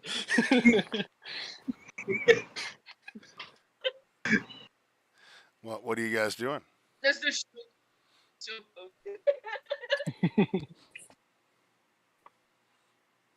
do it. She's I'm gonna giving you arm the wrestle green this. light. Yep. I'm I gonna ain't arm wrestle. scared. You All scared? right. Oh boy. Okay. All right. So, Father didn't raise no wimp. way I do arm wrestling. This is it's best 2 out of 3. Okay, so we're gonna roll Okay. 3 checks. Okay, in total, if necessary. Basically, going to be the first one. Try to get him over. Okay, and you got to do another strength to get him down. Okay. Now, Okay. if you get him over and he comes back, then he's coming back with you, and he may slam you. That's just kind of the idea. When I Okay. do all kinds of different little mini games. This is one of the one I kind of made up. So let's roll strength. Just flat strength or Strength check. with the. Strength check. No unarmed attacks. No, you're not attacking. Dang. My dog would have made him have disadvantage. I got a 12.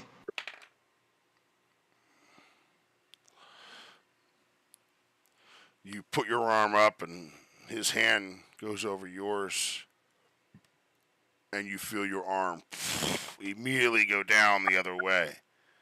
And he's got you. We're going to roll another strength check. If you lose this, it's over.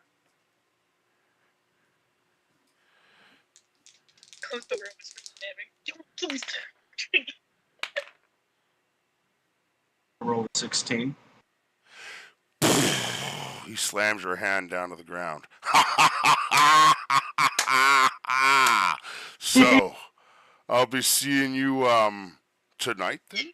Maybe no, I'm not free tonight. Tomorrow night. Yes. You'll still be around. The tournament lasts 3 days. Isn't that right, young filly? Indeed, you're correct. Ah. Well, you're not going to skimp out on our deal now, are you? I'm a woman of my word. You set a date. Says I'm afraid I can't just take you for your word. He slams up on the table a collar. You wouldn't mind wearing this until tomorrow night, of course. Just to make sure you don't be running away. You see a glint on it. You have a feeling this is magical. Can Metalhead try to take the collar and put it on his dog?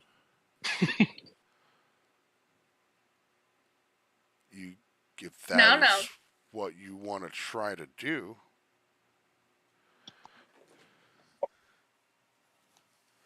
Is that Can what I you use want? sleight of hand? Yeah. I'm gonna turn and look at her and go. What does this collar look like? What color is it? It is obsidian. It looks like it's made out of like dragon glass, out of volcanic glass. Oh, that would look great on my dog. I'm gonna look. Can I roll at sleight of hand for that, or? I got all of you telling me one thing at a time. Ryan, if you are seriously interested in trying to swipe the collar off the counter, you can attempt to do so. Awesome.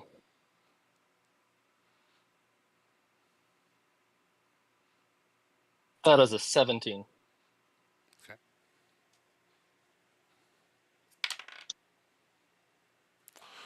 He's sitting there looking at Scarlet intently, and doesn't seem to notice you grabbing the collar off the counter.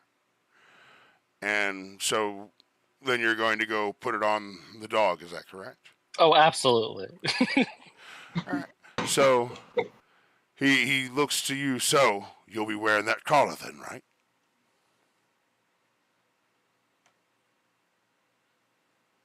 Scarlet. Looking at me? Where? Oh. Where is this? It was just here. Oh, don't worry. Was it? I've got more. You know what? It was a fashion choice for my dog. I will hope you say- don't mind a three-way date. Hey, yo! You'll have a good boy sitting at the table. A refined Oh, boy. God. I feel like I've missed something important. You'd think so. All right, so Scarlet, are you taking the collar? What color is it? It's obsidian. It's like black. Like, I do like it. Fine. I want it pink. Actually, are you able to do that with prestidigitation? That's interesting. So you put the collar on, right? And then you go to cast a spell to try to change its color. Mhm. And you notice nothing happens. Will regular mundane paint work as I try to tinker something up? Okay. Yeah. I was referring to To the prestidigitation, yes. you have prestidigitation. No, I was offering for her. Okay, I to was going to use say it on herself. that's what I was talking about. Is she puts the collar on and she tries to cast the spell, but nothing happens, as if the spell Oh, never worked.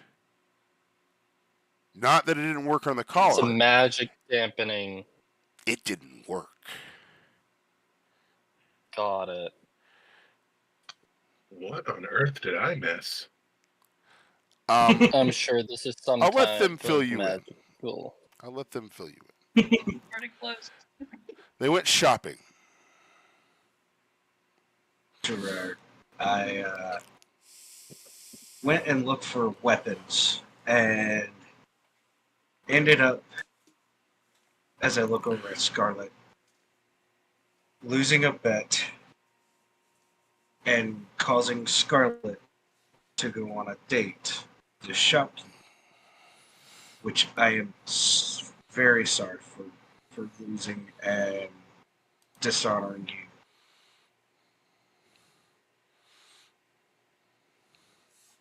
I see. It's okay. You just better win in this turn. Oh, that's gonna happen. Would the shopkeep favor a second round with me? Sounds a little bit like a Welch. How about this? You beat me. You go on the date with Scarlet as normally planned.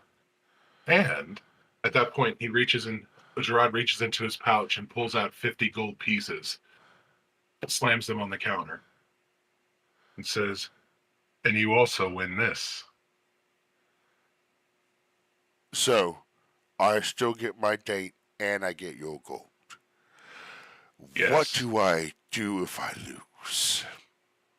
If you lose, Scarlet does not go on a date with you. And I will leave you 10 gold pieces. I'm sorry, but that young filly's worth far more than 50 gold, or 40, or 100, or 1,000. Really? It sounds to me like you're a little worried that this welt might do better than his friend. No, I may have misspoken or you may have misheard me. He didn't call you a welt. He said it sounds like a welch, like welching out of a deal. Oh, okay. My apologies. He thinks you guys are trying to swindle him out of his date. and his suspicion seems to be somewhat on par. He says that she's worth more than 50 gold, more than 100, more than 1,000. How much gold are you willing to pony up? So, sir, if I may add, my friend here, you are a druid, correct? Ha! What are you, Wes? He's a paladin. I thought you were Paladin. talking. I thought you were talking to the shopkeeper. I was like, he's definitely not a No. druid. Definitely not No. a druid. No. So, sorry, good sir. I lost the bet. My friend here is a paladin. He is not trying to swindle you out of this deal. I lost the bet. I will put 1,500 gold on my friend here. Very good.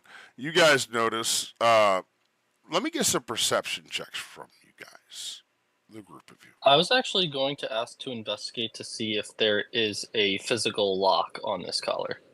Oh, okay. No, it's strange. Once you clasp the collar, it seems to become whole. It is magic, of course. I figured. I just wanted to make sure. I rolled a 19 on perception. Okay. I got a 23. 23. Okay. Anyone else interested in this perception check? I got a 16. 16. I thought you said investigation. Did I say I meant perception. If I did. No, he did say perception. Oh, then I apologize. All right. I got a 20. So what you guys notice, the three of you notice, is that he's wearing some sort of fancy belt, a girdle. Would we like to make an arcane check? A very fancy girdle. I got a 8. 8 or 18? 18. I got a 19.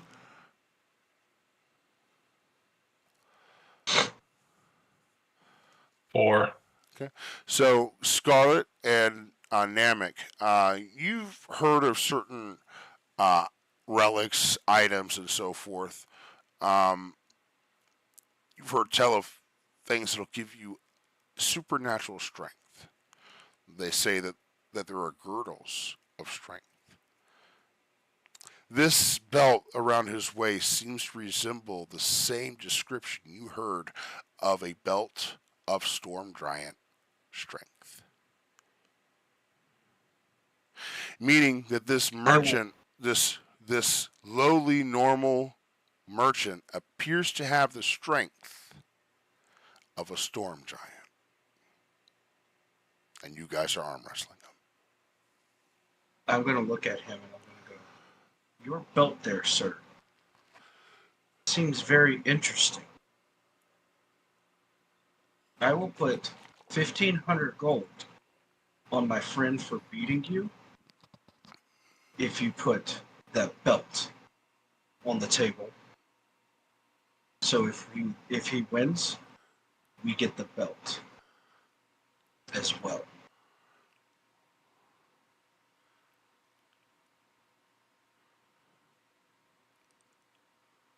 Let me get a persuasion.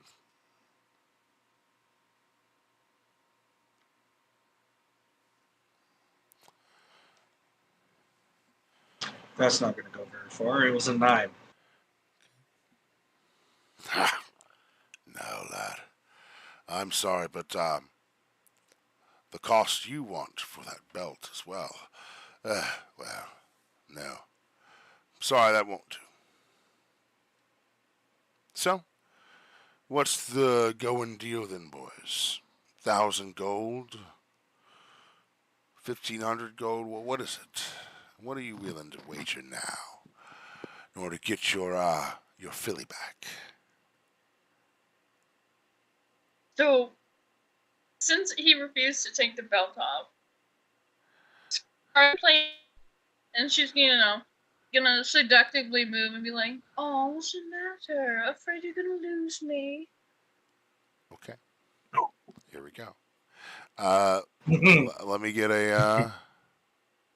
let me get some. Well, it's definitely a charisma. It's not a deception. You're not deceiving them. It sounds like a persuasion. You want to roll one for me?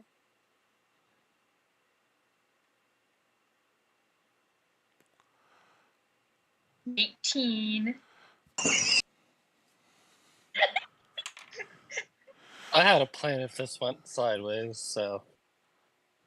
Well, I must say that I would be quite remiss if I was to miss the opportunity to have alone a night alone with this young filly, looking you up and down and with your new dress that accentuates all your finer attributes. But you're right. Yes, that one. You're right. A good deal's a good deal. If you make the deal 2,000 gold, I'll put the belt up. And the date is off. What? And the date. Yeah, new terms, okay? So, if he wins, he gets to keep her. Not just for a date. He keeps her.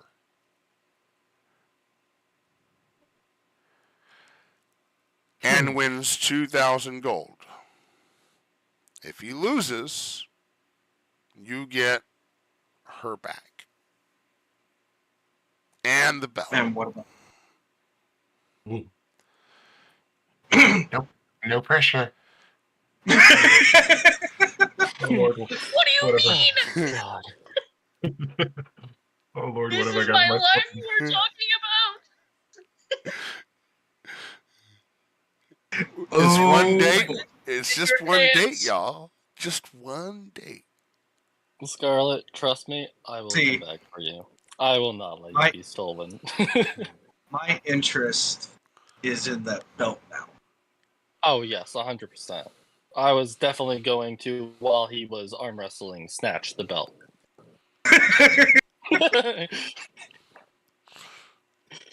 His hand is going to be occupied. He can't stop me. Whether he sees it or not. May I converse with my party real quick? Okay. Sure. Okay. Take your time. Awesome. Take your time. I'm going to give you a drink while you converse with your party, so you know I won't be listening. Oh, he's listening. The belt. The belt is massive. Namek. How What- about we talk about I- my life? Oh, no, Wait. I know. Hold I on. was thinking that... Sorry, continue. Go. You first. No, my apologies, but it's just Namek. You were looking at that belt with some. You had a look in your eye. Do you know anything about it? It is a belt for Storm Giant strength. If he takes that off, he is now pretty much maybe not as strong as you are. It was a belt of hill giant strength. Or storm Storm giant. Giant. Sorry. Storm Giant. So the trick is getting him to take the belt off. Well, he already took it off. No, he He hasn't took- taken it off yet. He hasn't taken it. Has he taken it off? He No, did he not hasn't. take Oh, the belt yeah. off. He But I hasn't taken think- it off. I think I can maybe get him to take it off. But But I- here's the There's the also- rub is, if I still lose, he gets the belt, the gold, and Scarlet. But here's Is also it the worth kicker. it? Here's also the kicker, right? Metalhead now has a dog that he can Yes. use as well. No. I But if we take if we win, why don't we still allow him to have the date with Scarlet With the dog. with the dog? With the goodest of good boys. You don't Yes, think that is he'll good notice? Like, here's time for your date. See you later. Woof, Well, woof. My emotional. Oh, you're Well, so Leave pretty me alone. tonight. This way he doesn't feel some kind of way of us trying to impose on their date, but we're still trying to have someone that she knows be with her, so that way in case something does go sideways, the dog is there as well.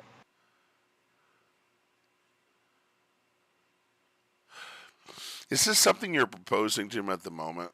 I'm just going to ask that. You guys do your brainstorming thing. I don't want to get in the way of your brainstorming.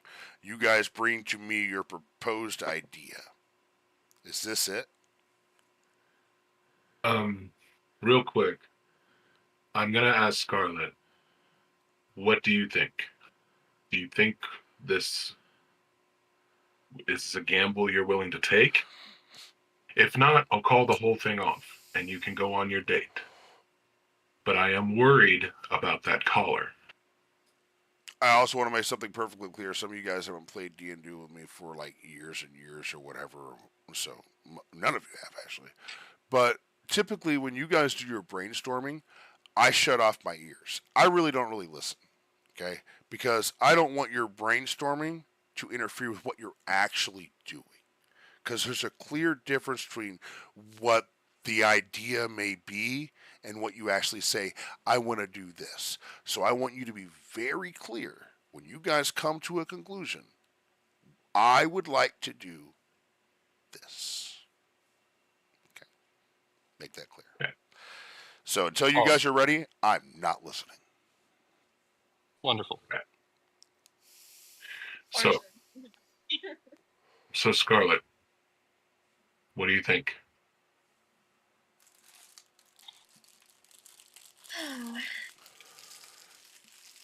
Well, you are my friend, and my life is quite literally in your hands.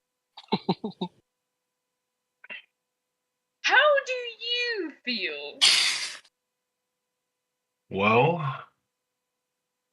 Prove I either am way.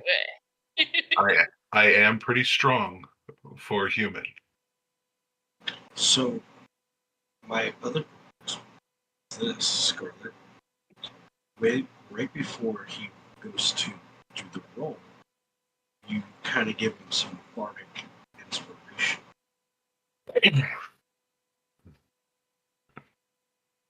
But the problem is how can we do that without the shopkeep noticing?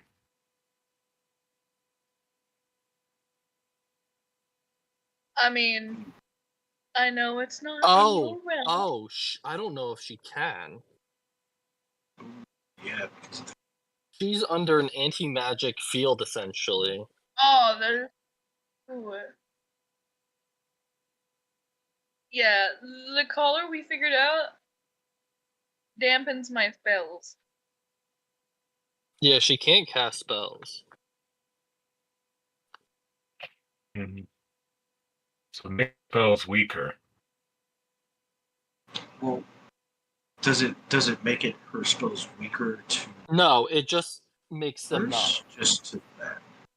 Like, she casted Prestidigitation, and it simply did not cast.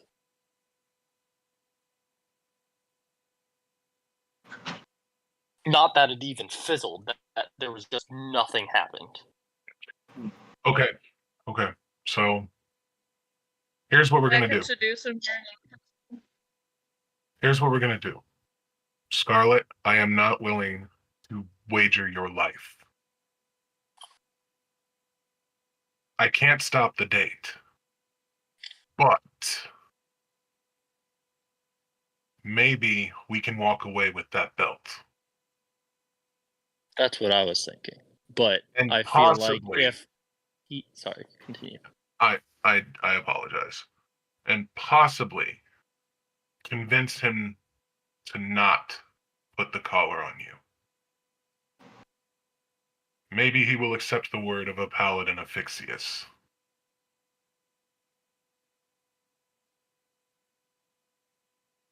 What do y'all That think? is a strong.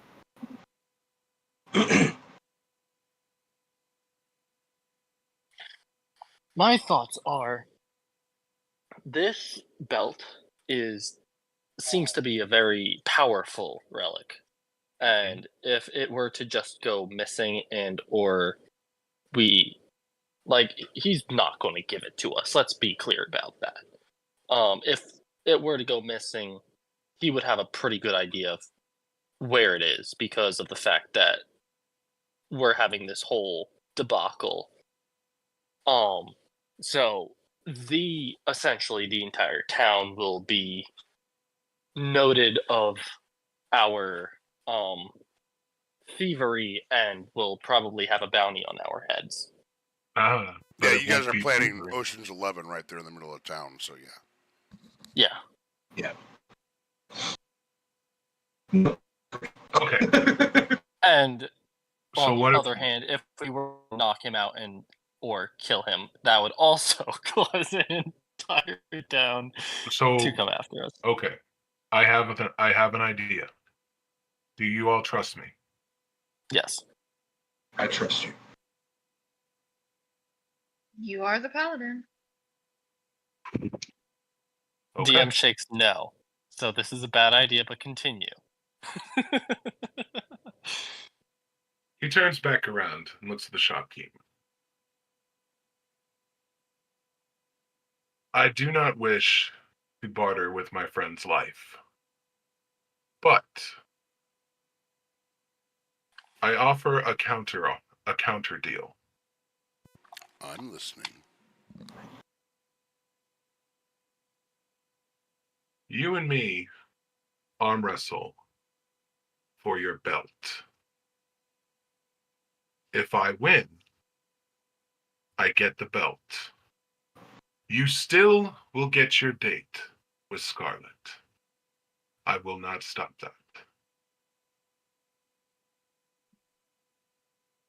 I just am interested in your belt. But if you win, you get this. Gerard reaches into his pouch and pulls out 4,000 gold pieces and sets them on the counter. And I still will not interfere with your date. But your date will be well funded.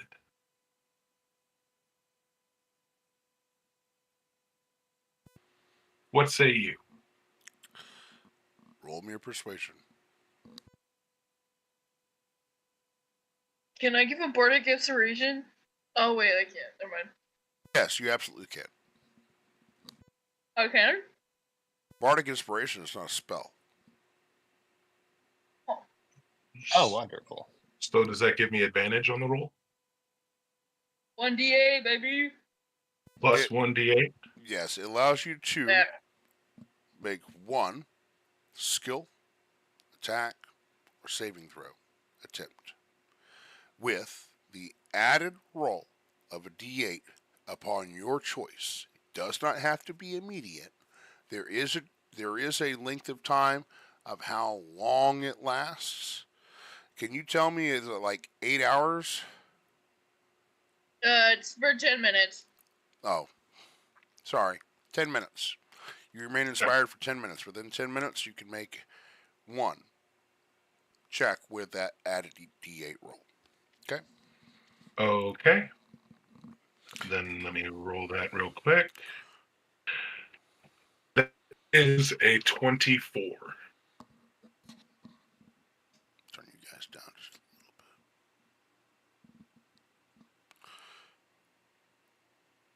go ahead. What? Go ahead. Um, Oh, you rolled a 20. 24. I apologize. I was messing around with my sound. I Don't worry about it. You rolled a 24 Mhm. for your persuasion. That's with Bardic Inspiration. I'll tell you what. I'll make you a deal for the belt, but it won't be for 4,000 gold. 4,000 gold couldn't fetch you half of this belt. But that, he points to your waist, at your holy avenger, appears to be a sword of Fixius, a light bearer, a holy avenger.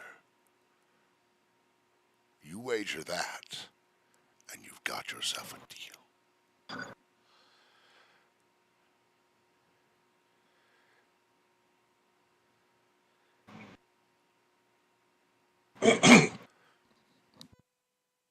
Are you willing to bet on your destiny?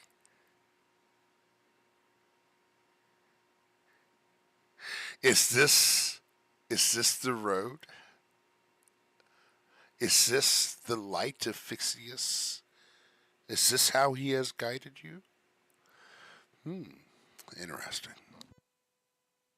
So it has come to this. Do I see a note breaker in the future?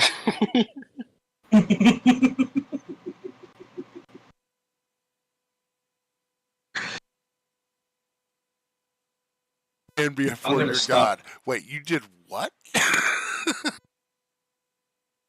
I'm gonna stop Gerard before he says anything.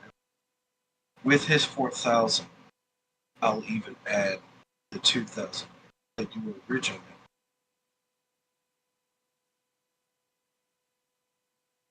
6,000. We're getting closer, but no. That. Not there. Hmm. And when I'm done winning that from him, I'll take your sword next, he says, pointing at your crystal longsword that you received from your father. Are you guys sure you want to do this? You are literally arm wrestling a guy with the strength of a storm giant.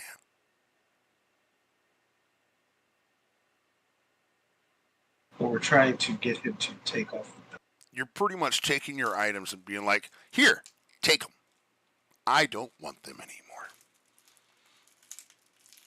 Well, I thought the whole proposal was for him to redo the arm wrestling match with the belt off on the table. When we proposed on the table to me was a figurative on the table as though it is added to the pool. Oh. So he was agreeing to that. Unfortunately, I cannot part with this blade. So, simply, Now, if you guys would like to try to convince him to remove the belt and then arm wrestle you, that's a whole different sort of circumstances altogether. And we could try that. You can try that. I want to make sure we're clear that that was not what he was thinking was going on. Simply that the I belt was would be part of the bet. If he lost, he'd lose the belt as well. He was sure. Fine, no problem. Whatever you want, I'm gonna win. I've got a belt of storm giant strength. I cannot part with this blade, good sir. But I offer you a counter deal. If you beat me, on top of this 6,000 gold, I will add another 10,000 under one condition.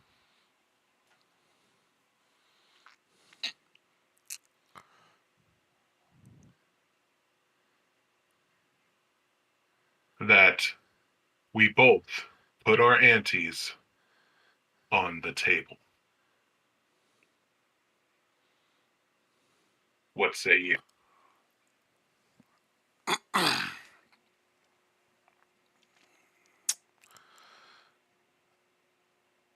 He he begins to loosen the belt from his waist and begins to take it off and removing it from his body. You can see he begins to shrink.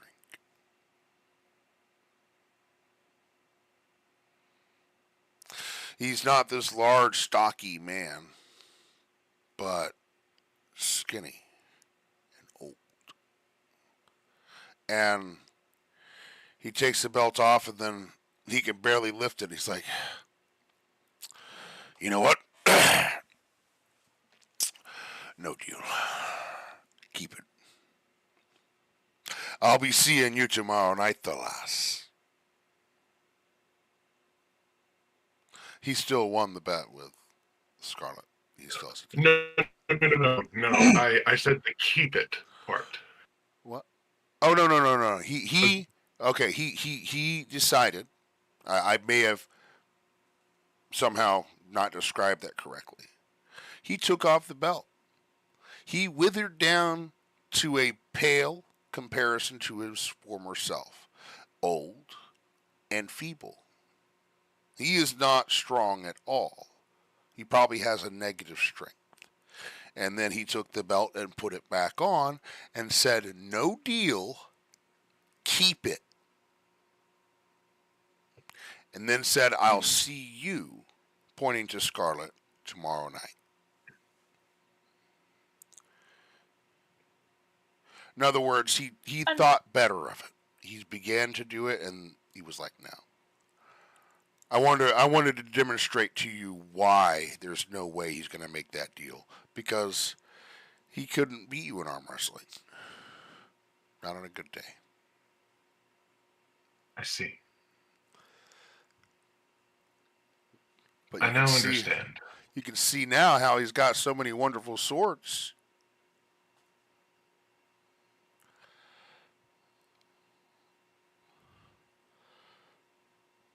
Seeing that, Rod will take back all the money he placed on the table, giving back Namek his money. Sir, I now understand why you are hesitant to give your belt. I understand. So, I will not interfere anymore. But I do have one more question, if you would indulge me. Yes.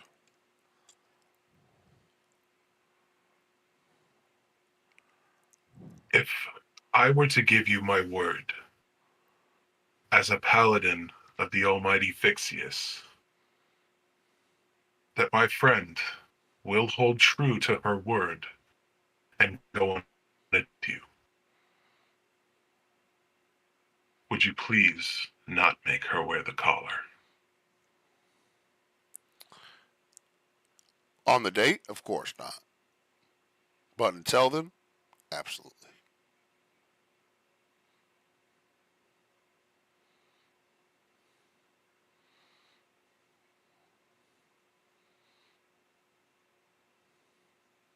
Okay, Deal's a deal. deal's a deal. Now, I do have. about these. Oh, sorry, go ahead. No, go ahead. No, I kind of feel like I've been dominating a lot of the conversation, Well, so no. please go ahead. You're fine. It was kind of between you and the shopkeeper. It's okay. Go ahead, Namek. What were you going to say? I was going to ask the shopkeeper, if I may ask, to acquire such a.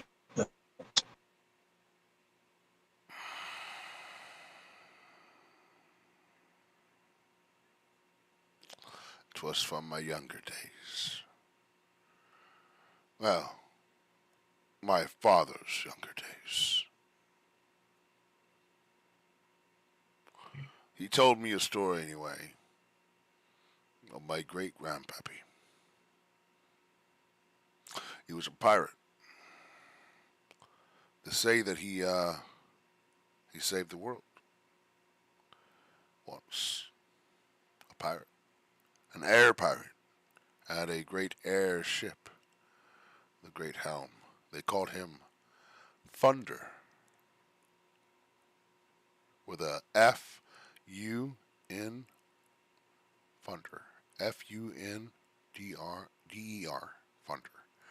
Um, they traveled to the lands of Aquilonia back before it sank beneath the sea. They say they tangled with great evil that day, but came out victorious. This belt has seen much.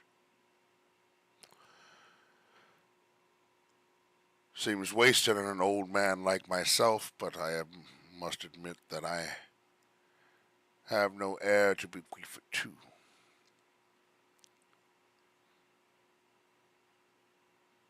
If you be honored, perhaps even think about such someone as such as me. Sorry, I'm having a difficult time hearing you there, but it's also Sorry. I turned down my thing because the my basically my headphones, you could pick it up here, so that's why I've been toggling my mute, and so I turned Oh, it down a gotcha. little bit. I need you to speak up, but No, I got you. If you would you be honored, or I would be honored if you would just think about it, maybe bequeath to me. bequeath it to you. Yes, And who are you? I am there. Damn I come from my barbarian clan. I'm said to take the chieftain, the seat, if you will, as chieftain of my barbarian, which is why I'm here fighting in the tournament. very good. You want And this? I, You want this belt? I spoke of that my. is correct. Sorry, you You're said good. yes. Okay. I spoke of my father. He had an airship. They say this airship was magical. He piloted the airship with a magical helm.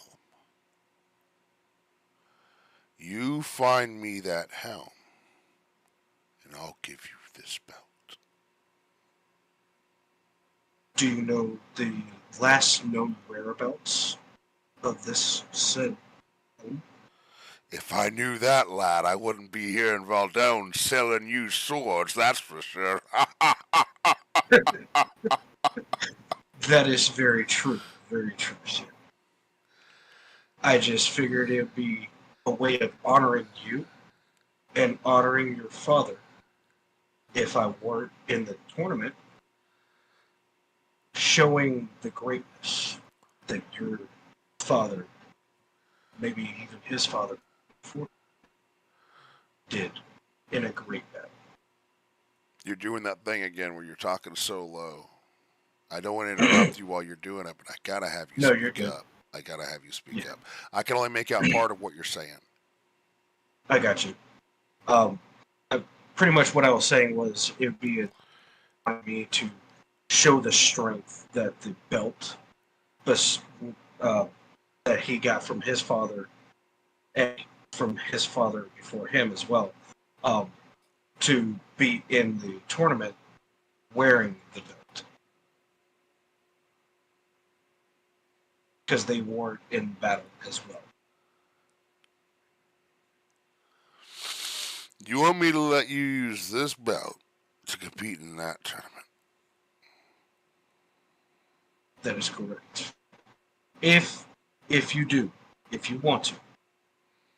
If not, I understand, and I'll still go out and look for the help for you. At this point, Gerard would like to chime in and say, "You know, sir, if you think of it this way, if he were to don your belt in the tournament, spectators might wonder where he got it from.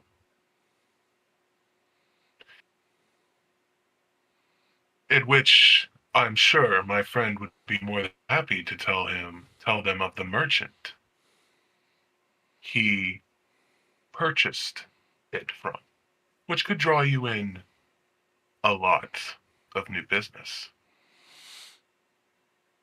I like the way you think, lad. I do. But I don't sell girdles of storm giant strength. I have but the one. And that one is worth more than all the merchandise you see here. It was my father's and his father's before him, and his father's before him. I understand. Do you understand? So I can't rightly lend you the belt to compete in a tournament in hopes that you'll bring my great great great great great great great grandfather's helm back to me. Sorry, not great great great great great. It's just great, two greats. A couple hundred years ago, not millions of years ago. Anyway, but yeah. So if you bring me that helm, I will gladly give you this belt. But I fear if I give you this belt to go search for my father's helm, my great grandfather's helm, I'll never see you again. And I may be old, so you'll know I wasn't burned yesterday. That is correct. I understand completely, and I see your concerns. But I was merely talking about maybe use the belt tomorrow in one of my fights that I'm doing in the tournament, and it will be returned to you. Make no mistake, I do not want to take that away from This thing on? He said no. you. He I got it. doesn't trust you to do that. No, I understand, but I was reassuring him that I wasn't going to take his belt and go look for the help. So that's True, why I just but he also beat you in a bet. yeah. So saying all this to him is pretty much just a moot point. But you bring me that helm, I'll give you the belt. Then you can win all the tournaments you want, lad. You will win all the tournaments you want. But this one here, I think that destiny has told you before, perhaps, spoken to you, and your great honor that awaits you if you win, it must be won with honor. And I do believe that if you took this belt in there and won whatever prize it is that you seek, it would not be honor that brought you that prize. No one would stand a chance against you. Not even the giants. They quiver in fear. How do I know this? Well, they won't let me compete anymore, will they? Well, anyway. Are you guys interested in maybe another sword? Maybe another arm wrestling match? I do rather like arm wrestling. I always win.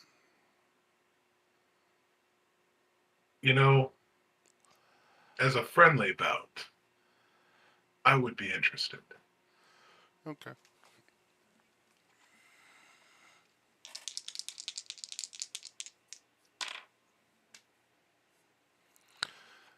What is your strength? My strength? Strength. You mean to make a strength check?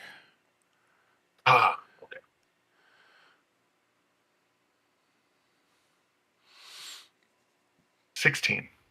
Okay. He begins to bring you down to the table. Okay, you're gonna make another strength. This is the best 2 out of 3. This is you kind of walked in on this before, so the way I do it with the tooling of it is it's the best 2 out of 3. So he has to win twice, okay, in order to bring you down to the table completely. You've got to win 2 times to get him down. So he needs to win one more and he wins. You need to win twice. Okay, you can't lose again. Yay. And he rolled a nat 20. Forget about it. Hey, I rolled a nat 22. Yeah, his strength is better Roll than on. yours. Hey, yo. Yeah, but his strength is greater than yours, so by default he wins. I will say this. We'll say this though. Ask what his strength is? With your nat 20 that you rolled, that he does go to slam you down and he can't quite slam you, and you begin to bring him back up almost to full, and he has to really give some effort to bring you down. He says, "I must admit, some of the best arm wrestling I've had in some time. If you may have yet beat me had we taken that deal. But we'll never know, will we?" Of course we won't.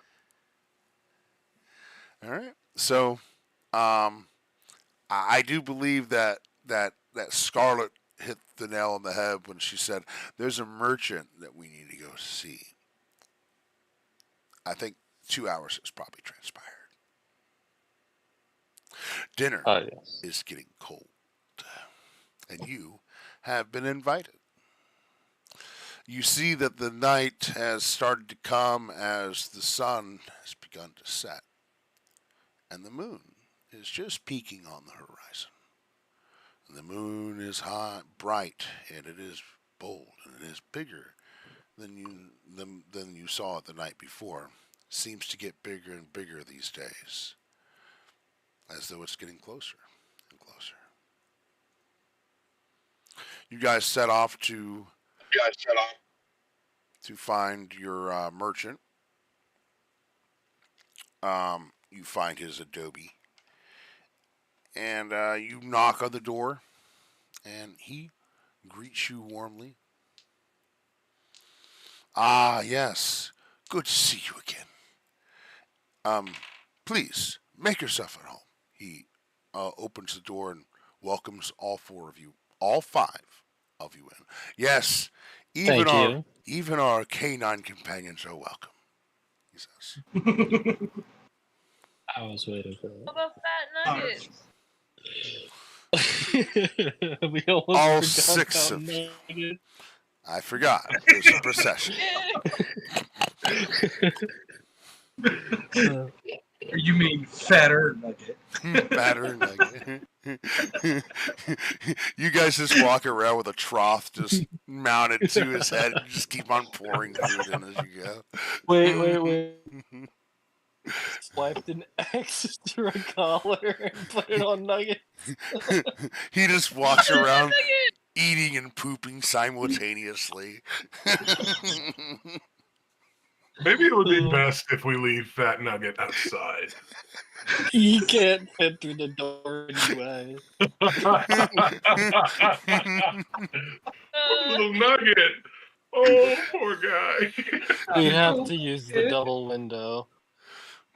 And real quick, not Metalhead, Ryan, what was your dog's name again? Because I've been calling him Arf Rex. for the better part of Rex. Okay. I don't know why, but I thought his name was Arf. Because that's the sounding name. No, because, yeah, exactly. Just You're all say good. Arf. Arf. Arf. All right. Anyway, so Nugget can't get in. We leave him outside tied to a post or something. Absolutely. Oh,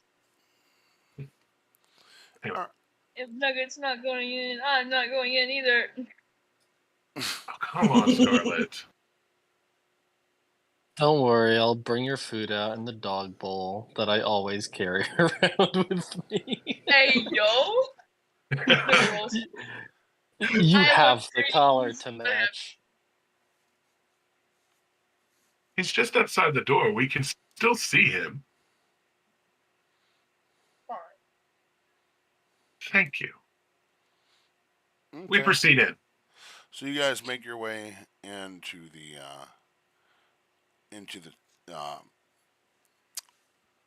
helm. And have yourselves a seat at the table. He has a large table that seems to have been put together by a number of smaller tables. It doesn't seem that he's in the business of having guests over very often. There's not a whole lot here. You do see a back room that obviously he might sleep in, and a small living quarter. Um, and a bit of storage, it seems, set off. As you can see, another room that seems to be filled with a number of merchandise still in crates. He offers you guys the best hospitality he can with a couple of tables that are pushed together. One of the tables is a crate, and of course, a bunch of chairs are put together. But one of the chairs, unfortunately, is a stool, a footstool. He apologizes, but says, "Namek, you're rather big. Maybe it'll just offset and it'll all work out. You will forgive me for my hospitality. I do not have guests of this nature very often." Looks good to me. A wonderful abode. He heads over to the hearth, still burning fire, burning hot coals. Keep a kettle hot. He stirs the contents and begins serving bowls. One at a time, he brings them over. It is a stew. You smell warm bread, and he brings that to the table as well. Um, Forgive me, but stew and bread is the best I can humbly offer you. I know it's not a meal set for a night. You will forgive me. There's no need to worry. Please have a seat, he says, and he sits down at the table as well. I'm going to sit there carefully. I was mentioning, as he breaks some bread and begins to dab at the porridge or stew, he says, "The irony. These paladins of Fixius come to Valdoon to participate in this tournament. It's enough to laugh at, wouldn't you say?" It is very laughable. You, of course. I can explain myself if you prefer, if you'd like. Roll me a history check. Okay.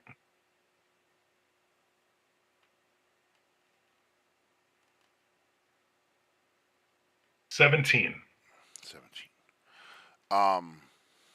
What he refers to is that Valdoon's tournament was something that was created. It's illegal. It's an illegal tournament that was created. Okay. And they say that this very tournament that you participate in was put together by the Dragon's Bane.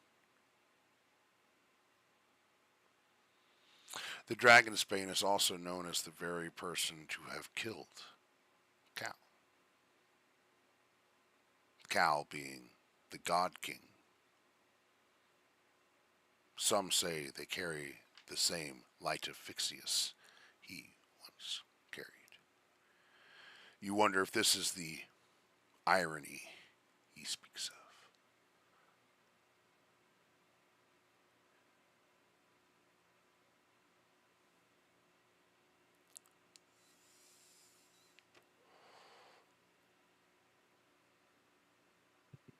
It is ironic, wouldn't you say?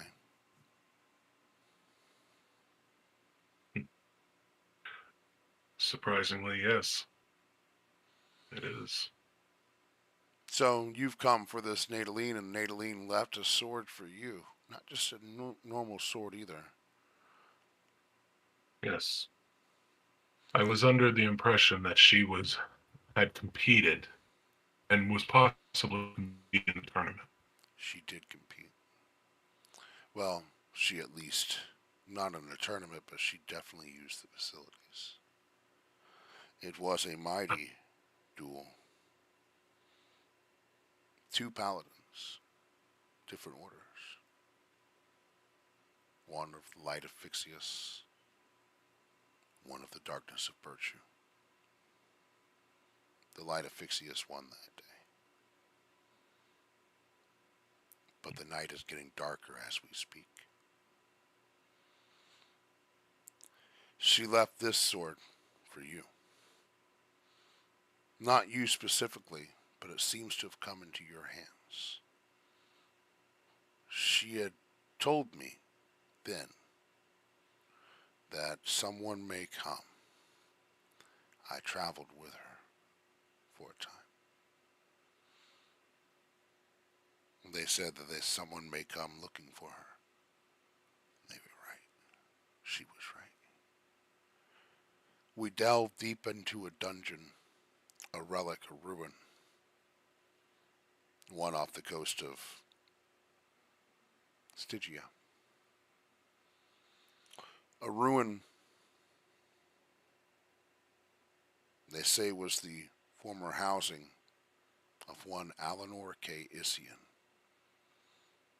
a leader in the fight against the light, keeping himself strong across the marshland to the south. A dragon was there at one time, and Nadaline and her forces, they went through, and before they would set Aquilonia into the sea, they had vanquished that dragon. But they were in there too briefly, and she returned to delve deeper. We did, and when we came out the other side, we arrived in Valdoon. We don't know what evil lurks here. We do know that when we arrived, we were challenged. Challenged by a guardian that guarded the very exit, this paladin. But he was lawful as well. He kept his oath. And the challenge was accepted. Here, for all to see. Birchum had hoped that, well, this Knight of Birchum had hoped that he would persevere here. But Nadaline, maybe she's bored with it. Sorry, I used to say it all the time to Chris. It was his character, and for some reason the name Nadaline always made me think of Maybelline. Maybe she's born with it. Maybe it's Maybelline. So. That's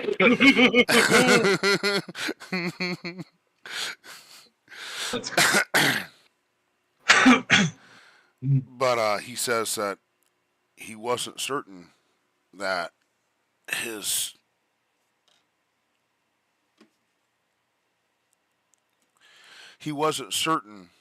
this task was worth holding until he saw you in the crowd. He didn't know how much longer he could stay here until he'd have to give up his post. I mean, no one wants to die in Valdoon.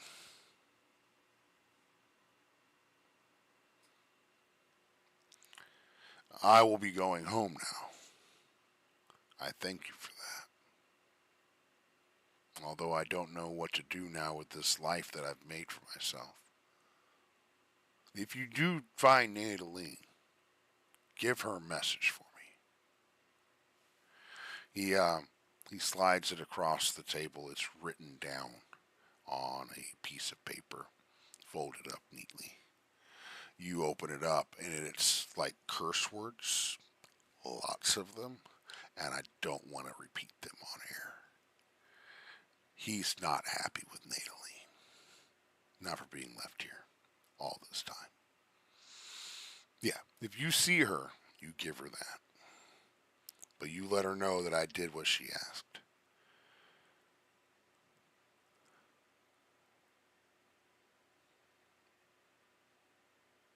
You have my word.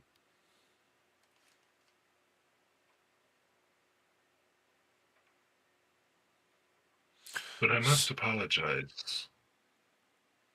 In all of this conversation, I never did catch your name.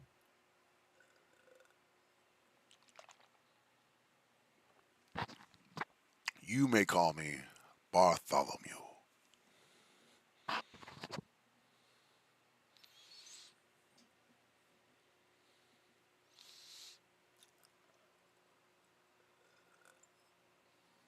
I thank you, Sir Bartholomew. Oh, no, sir. That title's not reserved for such as me. I'm but a humble squire. Maybe one day, maybe this task, maybe one day I'll be knighted.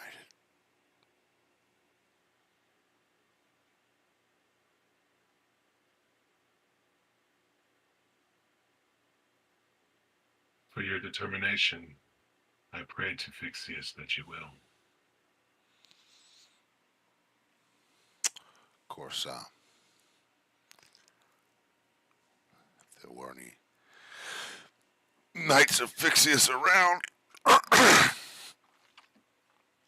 I'm just kidding. He's just kidding. I didn't quite catch it. I He was just like, "Well, you you just can just go ahead." screamed knight. I was just gonna be like, "Well, you just go ahead and knight me if you want. You know, it's okay. It's cool. It's cool. It's cool." No, I'm just kidding. Maybe there's a knighthood in it for him when he gets back. I go, I knight thee, good night, and I knock him out. No. Oh, jeez. Is that an official action? No, It better not be. I just want to make sure. I will drive to New York. That was I a joke. just wanted to clarify. Of course, I understand. I don't know. He did make a Sound violin out of a of bunch of bones, so.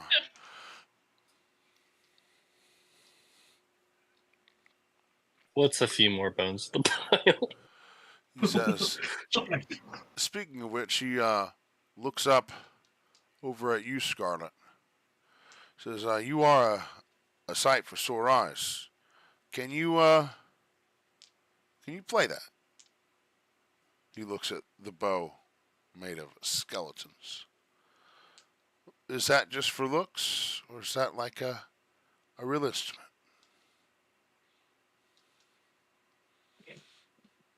Well, my dear fellow, it is both.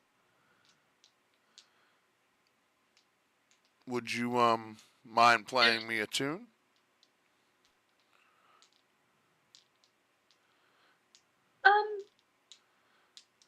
I can. I would suggest I probably should. For this is the violin of Scarlet Screams. Scarlet Screams. What a peculiar name. Indeed. My friend Metalhead and the rest of the gentlemen helped me pick it out. Okay. Now, as for the actual description of the spell-like effect that takes place, you can choose people that are non-hostile to you in the area not to be affected by it.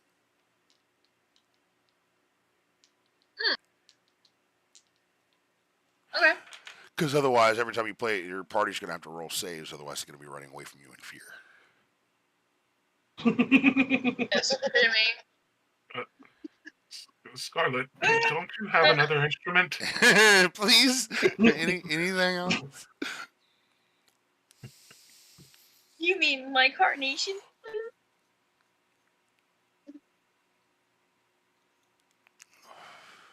yes, I will play my violin of bones. Violin of Bones. Very good. I'm kind of interested to see how this how this goes down here. So let me get a performance check from you, of course, Scarlet. But I'd also like a description of what actually happens from the creator. Now I can just read what you had said, or you could do your thing. Well, I believe the magic item itself that it's based off of, you're allowed to choose to activate it or not activate it. I'm not Okay. sure if that is correct, I believe what but it said was that non-hostile creatures that are in the area, people that are not hostile to you, you could have them automatically succeed. okay. Now, that was just from when I had looked it up. So, what we're talking about for those at home is the Horn of Haunting.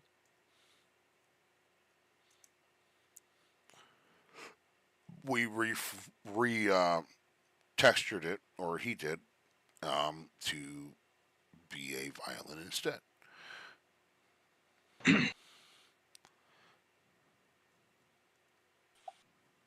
So yes, when it is activated, what it does is the bones that it is made of reverberates and creates a screaming effect from the unrest of the spirits of the bones that it is made of, causing fear into those that you choose.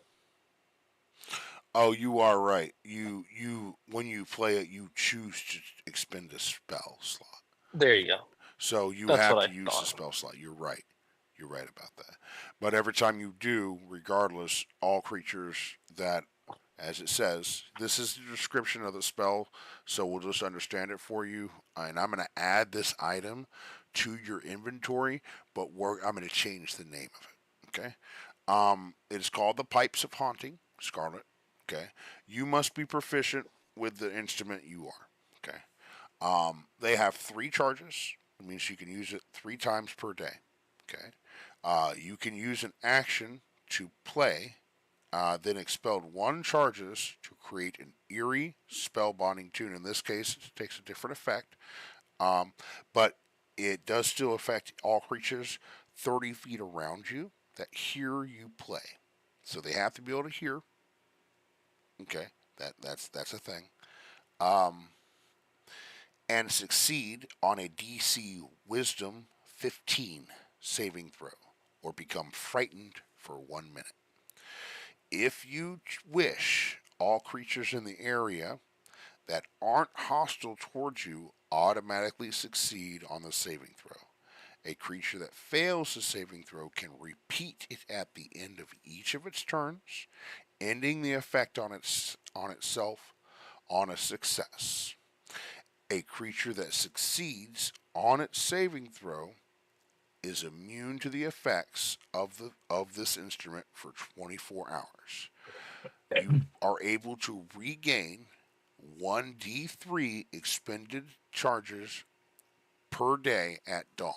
Now, how you roll a d3, if you're not familiar, you'll roll a d6. A 1 and a 2 are 1, a 2 and a 3 and a 4 are a 2, and a 5 and a 6 are a 3. Okay?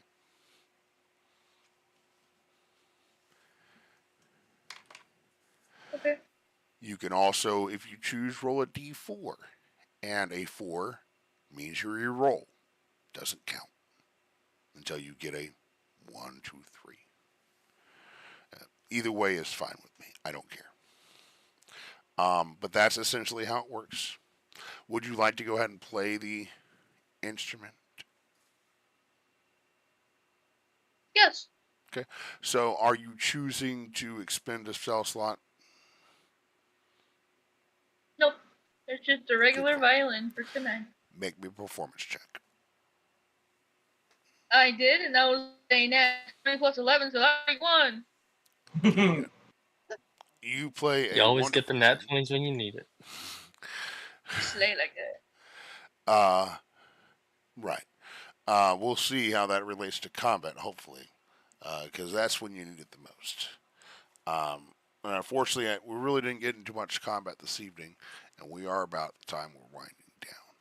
I do apologize. Normally, I like to have a little combat as well in each one of my sessions, but that'll be for tomorrow. Okay. We did do a little bit, of course, at the beginning of the session, and some arm wrestling and stuff like that, and that's always fun. But you do a wonderful job with your new violin, playing it as everyone enjoys their meal. Okay. And you are welcome, he says, to sleep here this evening, though he doesn't have the best accommodations. Most of you will have to sleep on the floor. Some of you can sleep on, different furniture and stuff like that, but you are welcome to stay here, he does say. May I add that Metalhead does not sleep, but he powers down during the night. He takes, I believe, 4 full rests, 6 hours to deactivate and go into power saving mode. But during power saving mode, I am still aware, I can hear, and I have my passive perception. Okay. You tell your host, you're like, pardon me, Metalhead does not sleep. Metalhead simply goes into rest mode to rejuvenate for next day. Very good, sir. You may go into rest mode here if you like. I will near the door of all the people resting just to make sure no one sneaks in during the night. Because I am protective of my party members. Yes, very good. He looks around at your party members, seeing a large, barbarian and then a paladin. He says, anyone that's fool enough to come and mess around in here in the middle of the night, I wish him luck. Hey, there could be sneaky people roaming around. You never know. What was that, Scarlett? I said, unless they bet to go on a date with me. Unless they bet to go on a date with you. Okay. All right. Scarlett, I did apologize for that. I know. No hard feelings. For now. There was something. Kidding. There was something.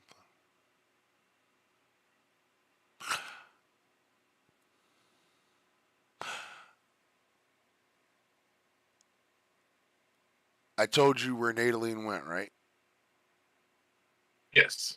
Good. That was an important thing I was supposed to tell you this session. There was something else. Oh, may I ask what happened with our bet money? That's still on the table, right, for the tournament? Yes. How much exactly did you Yeah. bet? I bet.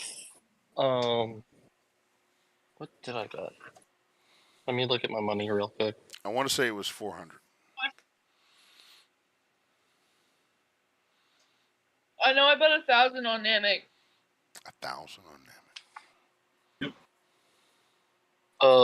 It was 500. Yeah, because it was half of what she bet. Yes. So, all right. So we got 500 on Gerald, and then 1,000 on Namek. Is that correct? Who's Gerald? Yes. Sorry. Or no, yes. I did not hear the name, but I understood what he meant. Gerard. I understood what he meant too. My trusted companion. Just be Gerald. lucky I'm not calling you Gerald, Oh, No, just call him Rex for the rest of the campaign. Arf, arf. Arf. Would it be easier if I changed my name to Gerald? No. Make it easier No, to no, remember? no. I just need to learn your name. I need to be a better DM. That's all there is to it. Okay, You're DM. Yeah, but Really and truly. And no, I yeah. actually got to be a bard and seduce. You didn't mean to, but you did it. Well, I try to help people explore the different options with their characters as best as possible. It causes me to have a lot of improv, and so I loosely prepare sessions. But there's certain things you'll notice I try to make sure to do. You know, giving you lore and stuff like that. There's something I forgot, and it's killing me right now because I didn't write it down.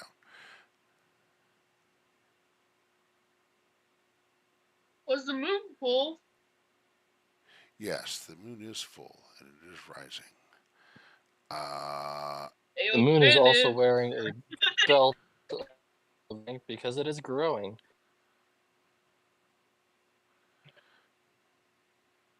The helm. The helm. Yeah. Okay. I meant to tell you they're at the helm. They're about the helm.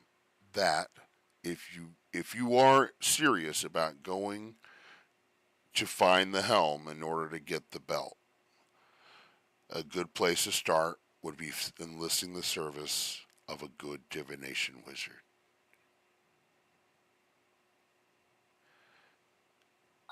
Is that the wizard that you stole from? I'm just saying, if you want to locate something that no one has, if you can't find something, that's kind of what they Fair do. enough. Find people, find places, find things. All right, Scarlet, you might have to Tim. go It's on like multiple Scarlet's dates. up for more. You might have to go on multiple dates. Double Oh, date. I heard they're in divination. You, the wizard, the shopkeeper, and the dog. Double date. That's a triple date, my dude. All right, but we Oh, are boy. Get the good. going to end our session here.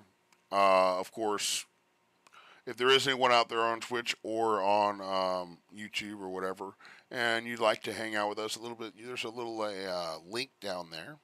Okay, you could find that to go to Discord and join the Discord server at Leon Jenkins One Gaming, and then after our little sessions and so forth, you can actually hang out with us and chit chat or whatever, or just join our Discord server and find out what the new things that are going on. But at any rate, okay, thank you for joining us this evening, and I do hope that you had a good time. Of course, be kind to each other. We're all in this together. And say goodnight, everyone.